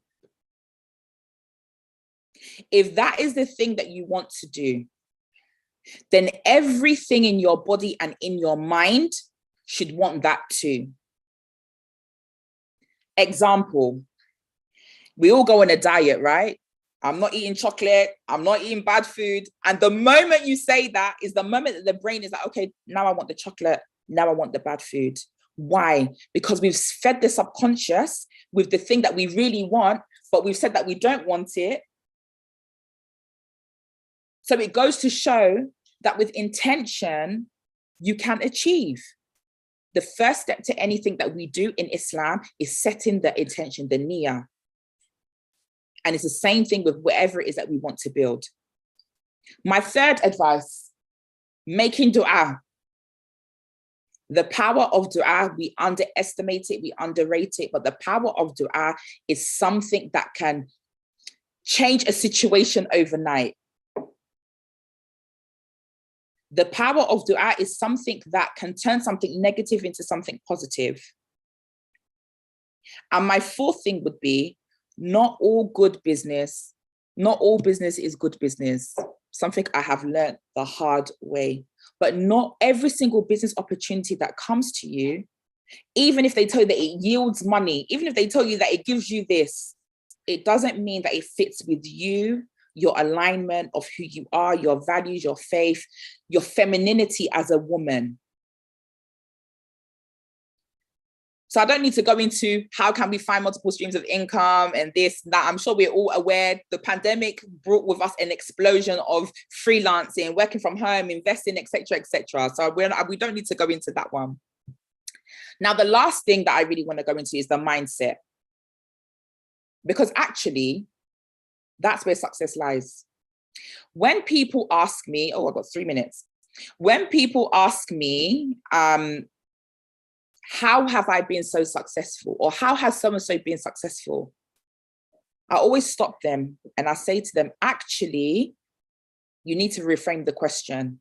The question is, what was your mindset at the time of going through X, Y, and Z? Because that's where the lessons are. If you know you want to become financially literate, get into the mindset of someone who's financially literate. Is it education? Is it the way that you're viewing things? Is it the words that we're saying to ourselves? Is it the way that we present ourselves into the world? We have to be so conscious about these things. You have to understand that the people that became successful, what makes you different is only one thing, actually, not two things, only one thing. And that one thing is they decided to change their mindset and go and get what it is that they wanted to get, instead of sitting down in the victim mindset and saying to themselves, I can't, I won't, it's not for me, the whole world, my mom, my dad. So again, our mindset is very, very important. And the biggest barrier that I see when I'm coaching any of my students, and I want to leave you with this quote that I came up with. So if you're going to re-quote it, you must put my name. And the quote is, a lot of people say to me that, I'm a perfectionist and, everything needs to be perfect before I put it out. And I say to them that Allah made you perfect. Allah made you imperfection. So he doesn't need you to be perfect. What he needs you to be is consistent. He needs you to have the right mindset, and he always wants you to think good of him. In Islam, we know that Allah said, however you think of me is what I am to you. So when we're talking about money, when we're talking about building wealth, when we're talking about, being an entrepreneur, the first thing that you need to do is understand that Allah wants to give it to you. But he's waiting for you to ask for it, align yourself with it, and also be in a state that you're prepared for when it comes. You know exactly how you want to handle it, inshallah. And I'm just going to end there, inshallah. Jazakallah khair. Yakum, thank you for that powerful outro. It's something that I'm sure would stick with a lot of us even way after this program, because having a positive mindset and leaving the victim zone is very, very important to our success. May Allah continue to increase you in knowledge. Amen. All right, so let's take questions now. If you have questions, please drop them in the Q&A box. We're going to take just 2 questions, but please, we urge our Sister Jennifer, to please go through the chat box after to see questions she could also answer along the line. But please drop your questions, just 2 questions. Okay, I have a question here from Kafayat Aziz. She says, how do one deal with fear of going into entrepreneurship?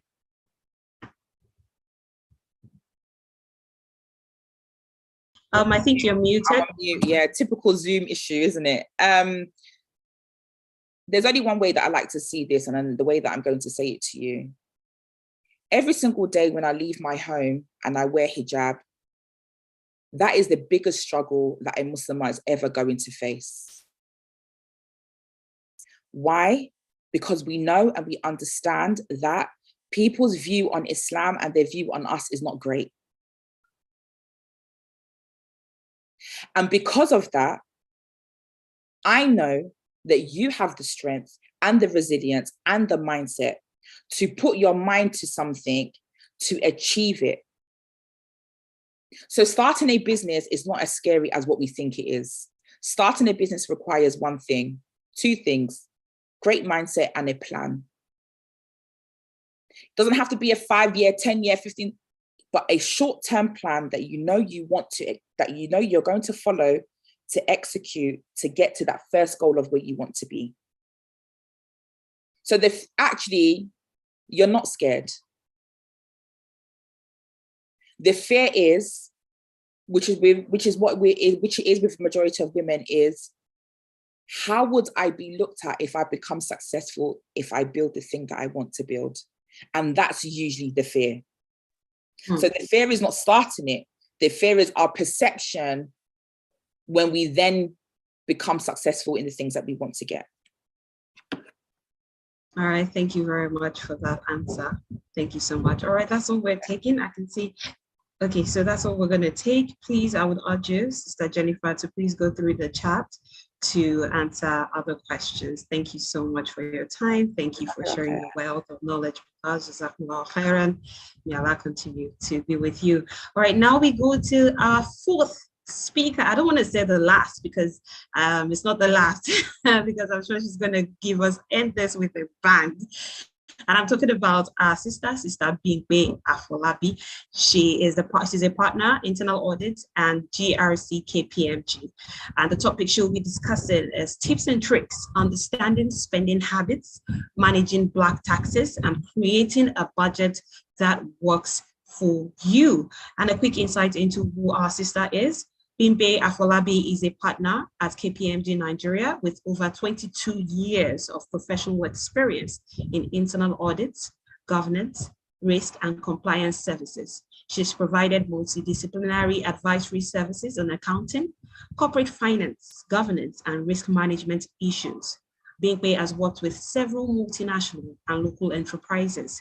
She served as the engagement partner on several board appraisal engagements and led various teams that advised on the tax, corporate governance, compliance, and regulatory matters for companies in the energy, financial, manufacturing, and telecommunications sector. She was also the head of the Quality and Risk Management Q&RM unit KPMG for over a decade. and was responsible for the firm's risk management, ethics, and independence policies, processes, and protocols. Please join me as I welcome Sister Bimpe Afolabi, who will be walking us through the topic, tips and tricks, understanding spending habits, managing black taxes, and creating a budget that works for you. Assalamu alaikum wa rahmatullahi wa barakatuh. Wa alaikum salam wa rahmatullahi wa barakatuh. So, Rukoya, please could you confirm that you can clearly hear me? Yes, I can clearly hear you. Fantastic. Thank you. Thank you so much. It's so good to be back on DTI once again. And thank you for the organizers for inviting me once again for this session. I am glad to have listened to all my the previous speakers. It's quite enlightening. I think they've made my work very easy. There's really nothing new to talk about, other than the fact that I would probably just hone in on black taxes. But before I go in there, I want to talk about the fact that you've heard from Sister Tony Kekere about how to structure your income. I want to make it slightly simpler. She is the expert in this regard, but I just want to make it simpler so that I can then build on this as I take you through. I know I really have limited time to talk, but I would actually just still take you through what I want to discuss. As a student or as an income earner, you really must live within your income. There's no doubt. And from my perspective, the way I've lived my life, and I just want to share that so that you can then modify it to suit your circumstance. If you have whatever income you have, if you split it into three, not three equal parts, 50, 25, 25, in percentages, you can then structure the way you live. Because as Muslims, we should be modest. We should try to actually inculcate charity into the way we actually live. It is required of us. Sadaqah, zakat. And we should also say for the rainy day, my advice, what I tell people when it comes to financial resilience, is that 50% of whatever your income is should go into your lifestyle. Whatever it is, how you live every day, 50% of your income is what you should spend. 25% of the remaining, that's you're splitting the remaining into two right now, will go into all those unforeseen things. Maybe health, you fall ill, you need to spend money on that. You don't plan to fall ill, but charity, any other thing, obligations that you may have outside of your own, daily living. Then the last 25% is the untouchables. That untouchable is what you save for that rainy day, for whatever it is that you want to do. And I'll take it one by one. Lifestyle, we've spoken about, Sister Tony has told us about having a spreadsheet. Sister Jennifer as well has also spoken about sticking to that budget. Very important. This is where the 50% comes into play. This is where the 50% come into play. Everything that you need to spend, your food, your feeding, your housing, your clothing, sending children to school, any other thing that you want to do to make you live, going to work, transportation, everything should fall within that 50%. As you grow in your career, as you grow your income, as you develop yourself, you can start modifying these percentages. But for a starter, the first few years of your life, stick with this basis, 50, 25, 25. Make sure that your lifestyle falls within this. Then the 25% is where the charity and these unforeseen, or the things that you don't really plan for but will come up. This is where you take them from. And now that takes me to that topic of black taxes. We know we are Nigerians. We have a culture where our people would definitely demand of us, whether we like it or not. We just must be prepared. And I'll give you examples. So we all know what Islam says. You have an obligation to your parents.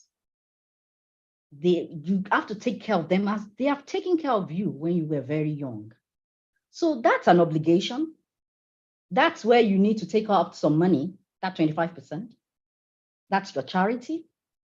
There's something happening in your community, and a mosque needs to be built. Some family needs assistance. You need to be able to have saved some money.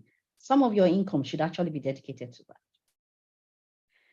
But when we talk black taxes, we talk it from a view when, for instance, and I'll give you examples. Let me give you this example of somebody very close to me who actually was obligated to take care of his parents.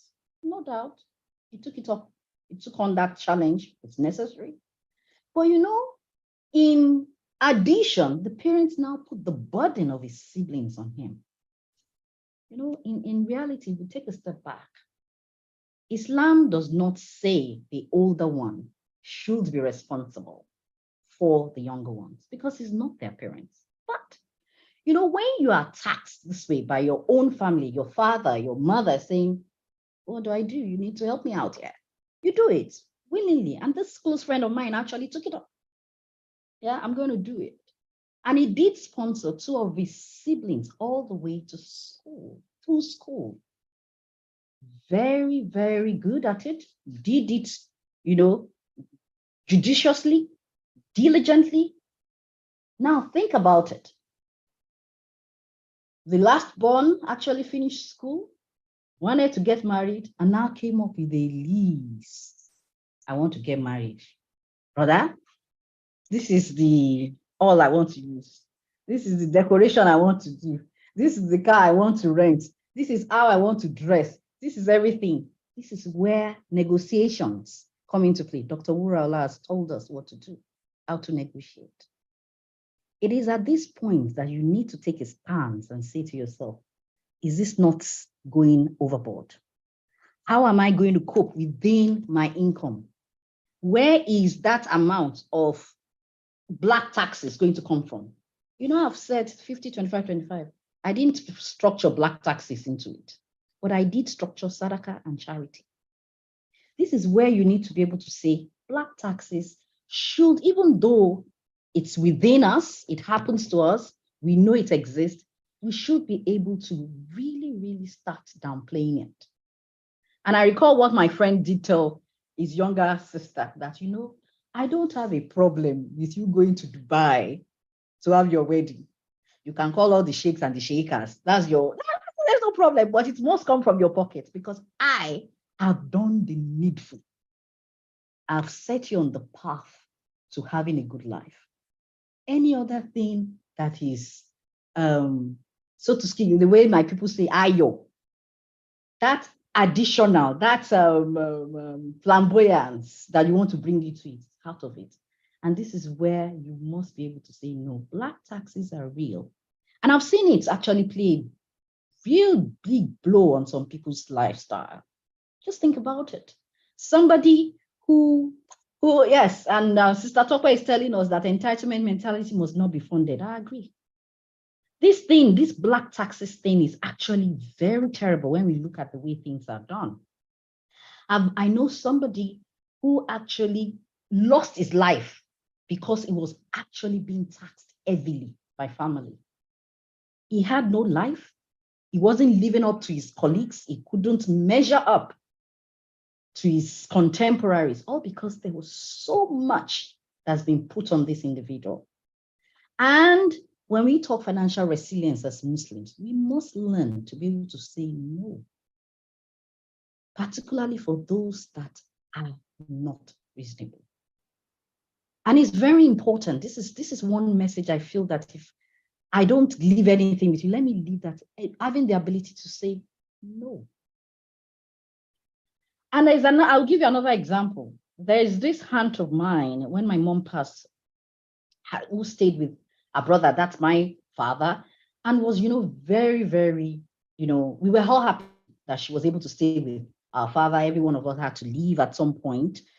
And because of that, decided that she would now start taxing us as though she has. We felt obligated to her. I personally just felt thankful for this person that stayed for 3 months with my dad.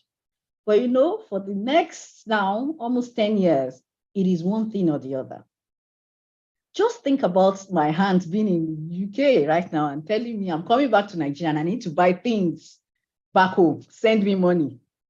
We are talking of financial crisis in the country. I'm asking myself, is she asking money in pounds or in naira to do what? That's black taxes, you know. And the question for me, you know, in managing my mental health, when she calls, I know. As much as it's not the best, but it is the reality as to what can I do? This is now no longer a need. It is no longer a need. It is the fact that I want to enjoy and I need you to sponsor that lifestyle. By the way, if you do not structure your income, your lifestyle, you don't want to end up being a black taxer yourself. And that is the reality as to what I see when we talk black taxes. This, you know, this mentality of entitlement. You are my son. I need this money. I want to have this party. I want to do this birthday party. You must sponsor it. And you not only sponsor it in a palace style version. I want a big thing that over 1,000 people will come to. You know, and I had said before that I had seen people where black taxes has really, really pulled them down. I know another colleague of mine who told me quite recently that he was not able to further his education because of things like this. He wasn't able to do things when his colleagues were actually, you know, building their own homes or houses. They were doing things for their own family. He was unable to because he had a whole lot of baggages to sort out. When you look at that, you now say to yourself, how do you manage this? And that's my message to you today. 50% of whatever it is that you earn should fix your lifestyle. 25%, that is the charity. That is the thing for your health whenever you probably fall sick or somebody close to you falls sick. That's where you take it from. This 25% is also where you take these black taxes from. This 25%, somebody comes to you, Joe, I need money.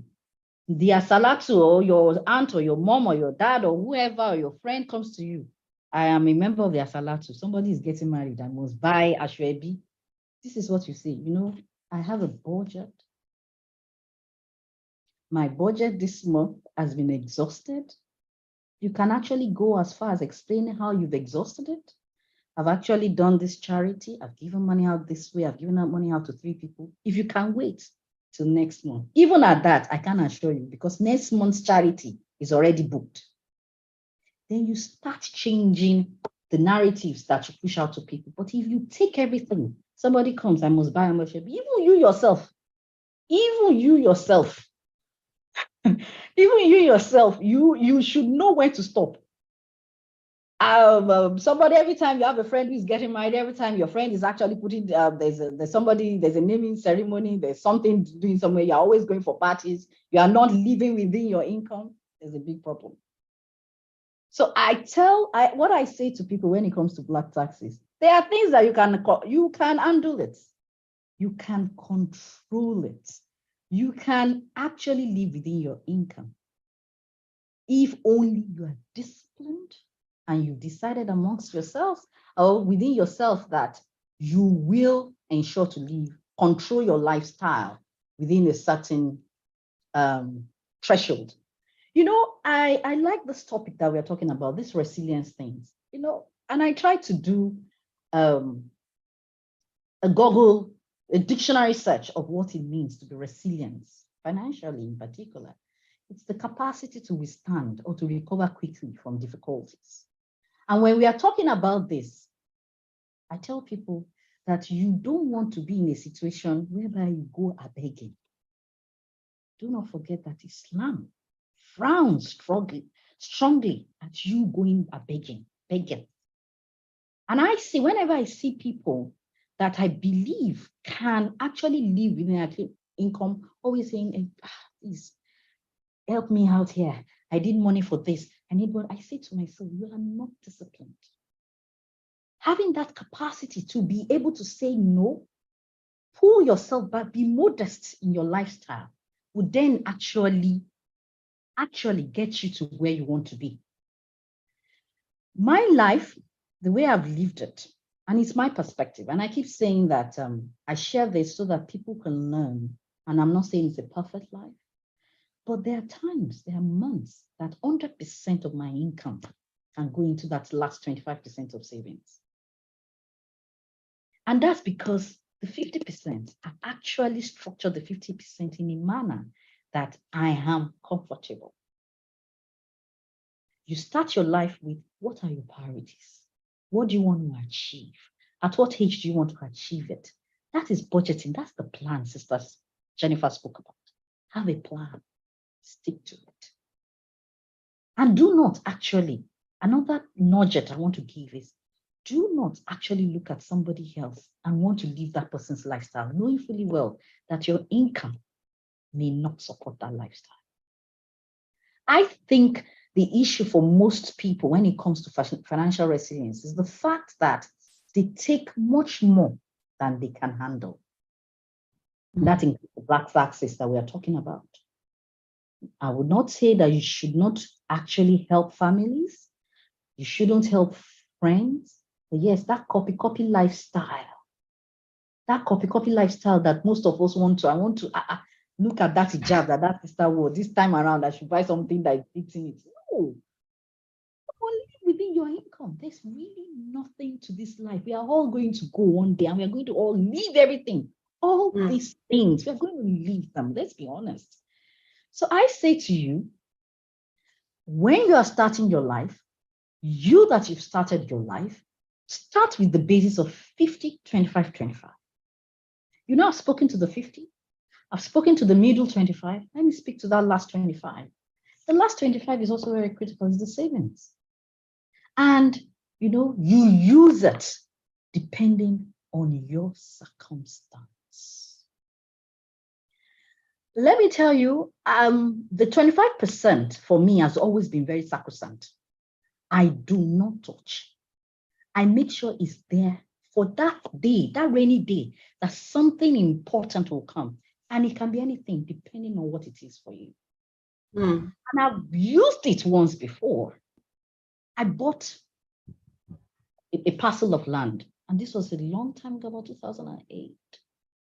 I can tell you as of today, the value of that parcel of land has actually quadrupled 4 times the cost of what it is to me. That is what you use that untouchable 25% for. And that is what Sister Toyin has told you, invest. Invest.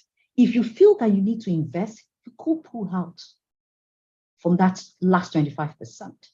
But realizing that you are taking the right decisions. And that was why she's spoken to us about assets and liabilities. Know what you are investing in and know that you are investing in assets that would give you returns for the future. So my message on black taxes, on financial resilience, on how to survive being a Nigerian in these hard times is to moderate your lifestyle, be modest, as Islam has asked us to be.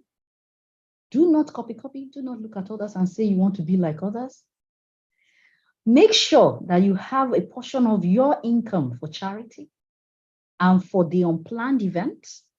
And the last one, the untouchable part of it, your savings, very critical, that you use it for your investment and any other thing that you feel is critical to your lifestyle. It could be in future. Maybe you want to send your children to a special university and you really feel that, look, you have this child that has done extremely well. You want this child to go to MIT, and where's the money going to come from? If you've actually done good savings on your 25%, on your income as you've grown, you're certain that this, you won't go a begging. You will be able to handle it. I'm sorry I rushed through. I know because it's because of time, but I hope I've been able to do justice. Thank you so much. Jazakumullah khairan. Wa alaikum salam wa rahmatullahi wa barakatuh. You did more than justice. I saw the comment section. People were just like, oh my God, this is beautiful. Thank you so much for this amazing session. Thank you so much. May Allah continue to reward you abundantly. And one thing I learned, don't be a copy. Don't let anybody stress you. Anybody that is, as they say, billing, anybody bringing billing, tell them I've exceeded my budget, and that's it. And I think being firm is something that we need to inculcate, especially in this part of the world, because we get carried away by responsibilities without remembering that we also have to take care and watch out for ourselves. Thank you so much for that amazing session. Before we take questions, please, you can drop your questions in the Q&A box. But before we take that, I just want to remind you, please, to go to Dare to Inspire Instagram page and drop your feedback. Let us know what you enjoyed about the session. Let us know what you want us to improve on, and let us know if you enjoyed the speakers and everything they had to offer. And also, please, all the people who won something during the quiz, Abida Adebome and other winners, should please send their numbers and email address to the panelists so that we can reach out to you on how to get your gift items. And we'll also be having a poll after the program. So please, once we're done, don't leave, just wait behind to take the poll. May Allah reward us all abundantly. Amen. All right, now to questions. If you have questions, please drop them in the Q&A box. Okay, let's see, what question do we have? Okay, I can see a question here. It says, okay, this is not a question, it's more like a remark, but let me see if there's another question. How about those that borrow loan money under the pretense? Okay, so I have a question here. How about those that borrow loan money under the pretense to repay and never intend to pay back? How do we deal with those kind of people? Do we budget for them as well? Yes, unfortunately, I've been in such a circumstance before, not even once or twice. When you budget for charity, you do not expect anything back, you give. So if somebody comes to you and says, I need money, depending on that relationship, depending on the relationship you have with that person, you should also plan for the fact that that money may not come back. And so when somebody comes to you to say, I need 100 naira, if you know that you will need him or her to return 100 naira, and you can actually spare 20 naira, give 20 naira and forget about it. That's usually my attitude towards it, unless I'm certain that this person would actually repay. That's when I can then go the entire length. Or I feel that, see this person, let me just trust. But most times that I'm not certain, I would give what I know that if this person does not return, I'm fine. That's part of your plan. That's part of the 25%, the first 25%. It's not part of the untouchable. It's part of the charity. That's the best way to handle loans that may not be returned. All right, thank you very much for that. So that's the last question I'm going to take. And please, I would urge you, Sister Big Bay, to please go through the comment section after this question, and please try to help us answer some of the questions in the box. This is the last question. So it says, what can one do when one is the breadwinner, no husband to foot bills? Okay, and see, what I would say is that circumstance is not unique to you. Whoever is asking, my sister, it's quite unfortunate. But you see, again, you live within your income. If you're the breadwinner, your lifestyle should fit within that income and should fit within that basis I've advised. You may modify to suit your circumstance, but those three elements of your income should exist. You should have the 50% or whatever that works for you that would cater for your lifestyle. You should have 25% for charity and any unplanned event, and then the savings part, 25% that is the saving part. Whatever will work for you, you may modify. In some instances, like I said, there are months that 100% of my income has gone into the savings, 100%. Because, for instance, my lifestyle, I've already sorted out some things in a way that month is I'm just going through from what's coming from the other months. So whether you're a widow or you are a sole breadwinner, you are alone, there's no help, but you have income, You have income, live within your means. Try to structure your lifestyle within that income using the basis I've shared with you. You will survive it. That's how you start. And if you listen to Sister Jennifer, she started, her entrepreneurial journey with nothing, but she's somewhere today. You can live within your income, and you can actually even grow money out of it. Taking a cue from Sister Tony as well, investing. So that's what I'll say. It's doable. You can, as a breadwinner, live within that income and you survive. Thank you very much. Thank you very much. Jazakumullah khairan.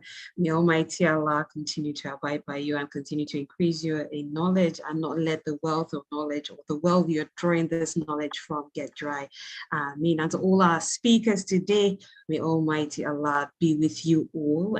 And I appreciate you all for us, because, it's one thing to be invited and it's one thing to come, and also it's one thing to share your wealth of knowledge with us in this amazing way. We appreciate you all. Jazakumullah khairan. All right, now we go.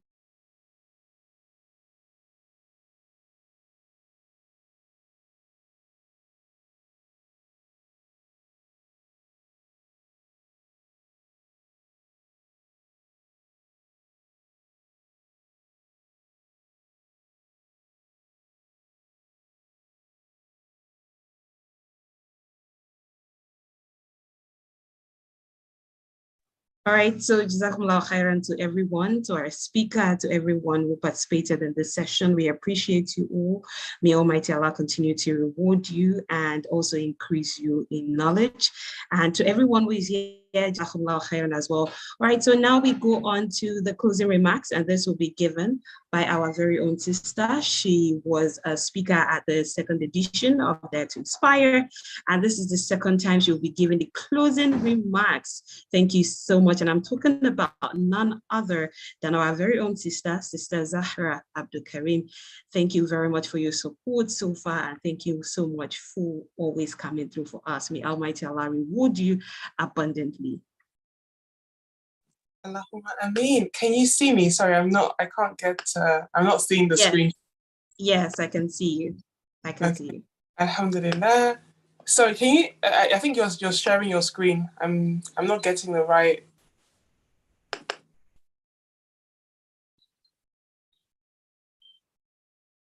Okay, we will stop sharing soon so that you can be spotlighted. Awesome. Assalamu alaikum wa rahmatullahi wa barakatuh, my darling sisters.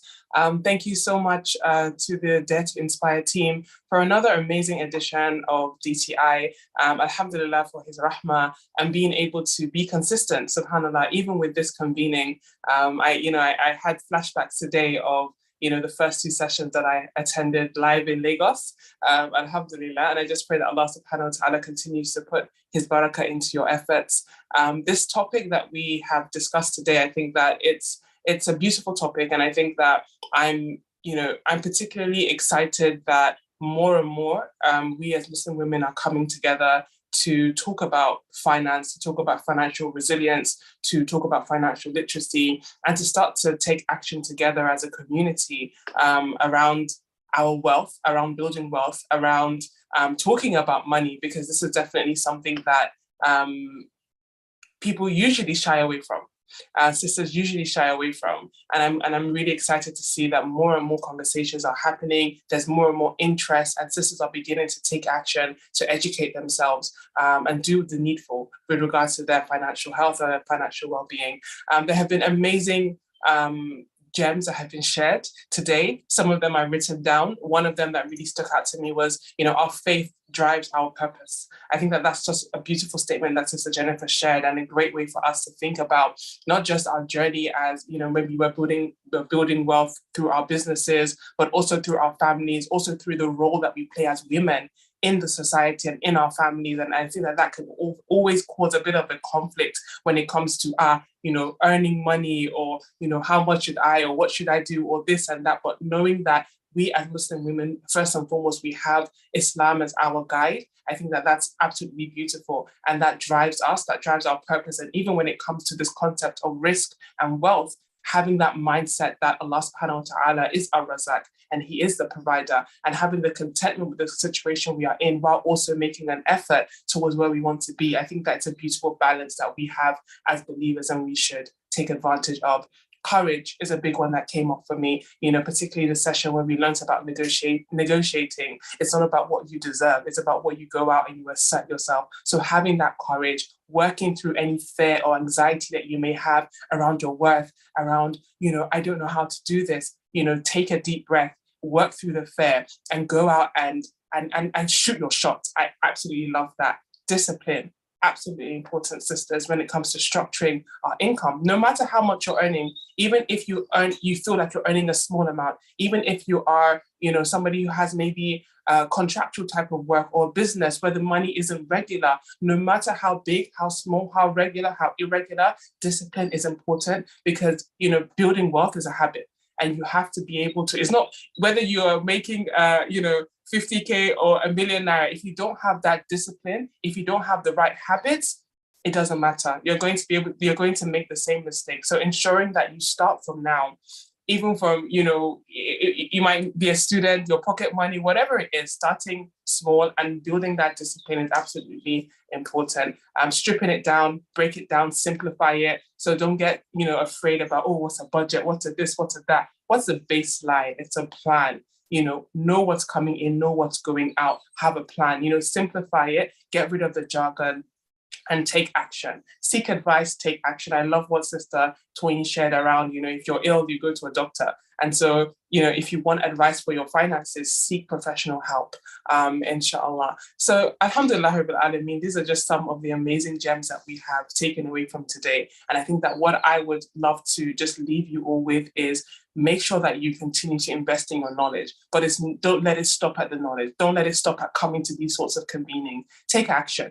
Pick one thing that you've learned today that you're going to act upon. Is it that you're going to go and look through your bank statement for the last 3 months and understand your finances? Is it that you're going to pick up the phone and reach out to, Sister Toyin or Lotus Capital and say, hey, I'm going to set up, a recurring basic investment, 10,000 naira a month, or whatever it is that you can afford? Is it whatever it is that you've taken away from today, whatever has impacted you, take action today. I think that that's the most important thing for us to do. And let's go together as a community. This can be, for me, building wealth is a community-led initiative. And so from, get a few sisters together, don't go alone, reach out to your sister, your mom, your aunts, whoever is around you and say, hey, I learned this today. Let's do this together, inshallah ta'ala. And then inshallah, we can come and feedback to ourselves this time next year and share what we have taken away from today, how we've implemented it and how that has now impacted us in our lives in a year's time, inshallah. So that's my challenge to you all. Jazakallah khair again to all of our amazing speakers. The gems were, fantastic. Keep doing what you're doing, keep inspiring, reading, just hearing the profiles even of our speakers was so encouraging for me. I don't know about you as attendees, but it was so encouraging for me. And so, it kind of gives us that courage that we can do it. We have sisters out there doing amazingly, and so have that courage in yourself. Dust yourself off no matter where you are in your life journey, and know that there's something out there for you. Let's just apply ourselves and support one another in this community to reach the heights that Allah subhanahu wa ta'ala has set out for us. Allahumma ameen. Ramadan Mubarak, darling sisters, and I look forward to joining next year's conference as well, inshallah ta'ala. Assalamu alaikum, everybody. Wa alaikum salam wa rahmatullahi wa barakatuh. Thank you for that amazing closing remark.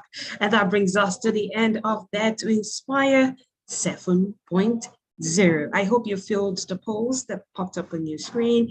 Please try to do that before you leave. Tell us what you liked, tell us what you didn't like, or what you think we need to improve on. Please head on to Dare to Inspire on Instagram to do that. Let's know, let's hear from you. We want to know what your thoughts are on the program. And also all the sisters who want different gift items, please send in your phone numbers and your email address so that we can reach out to you. May Almighty Allah reward us abundantly and also make this a charity for us on the day of Qiyam. Ameen. Assalamu alaikum wa rahmatullahi wa barakatuh. I remain Rukoya Giwa.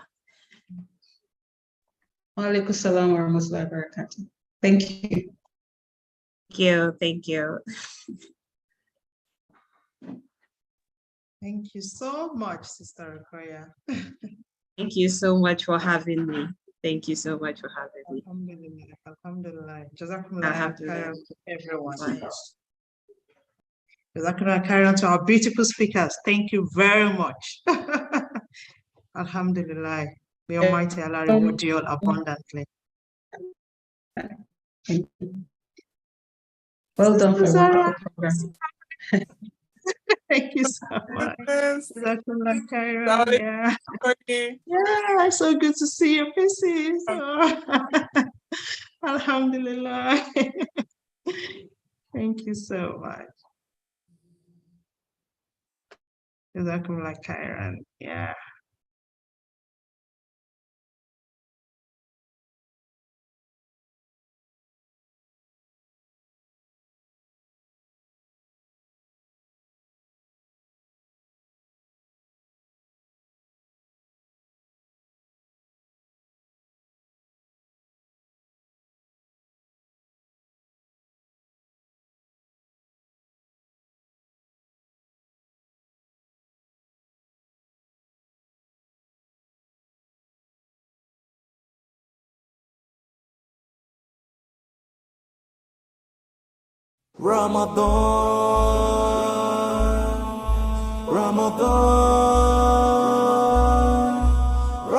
Ramadan, this is a girl. Here comes our beloved Ramadan.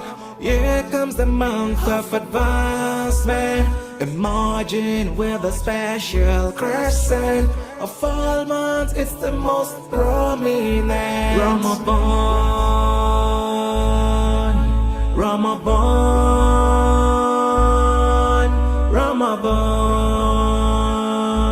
yeah. The entire world is giving precedence towards Ramadan, this battle incident. For it surpasses all in its components. In it, people act with conscience. Ramadan, marhaba, marhaba, Ramadan, marhaba, Ramadan. Evil doing is given replacement. The devil is rendered impotent. Social vices are no longer apparent. Alcoholic drinks are given interment. Ramadan, marhaba, marhaba, Ramadan, Ramadan. Nearness to God becomes prevalent. Amok celebrate improvement. Numbers of worshippers skyrocket up to say everybody wanna repent. Ramadan, marhaba,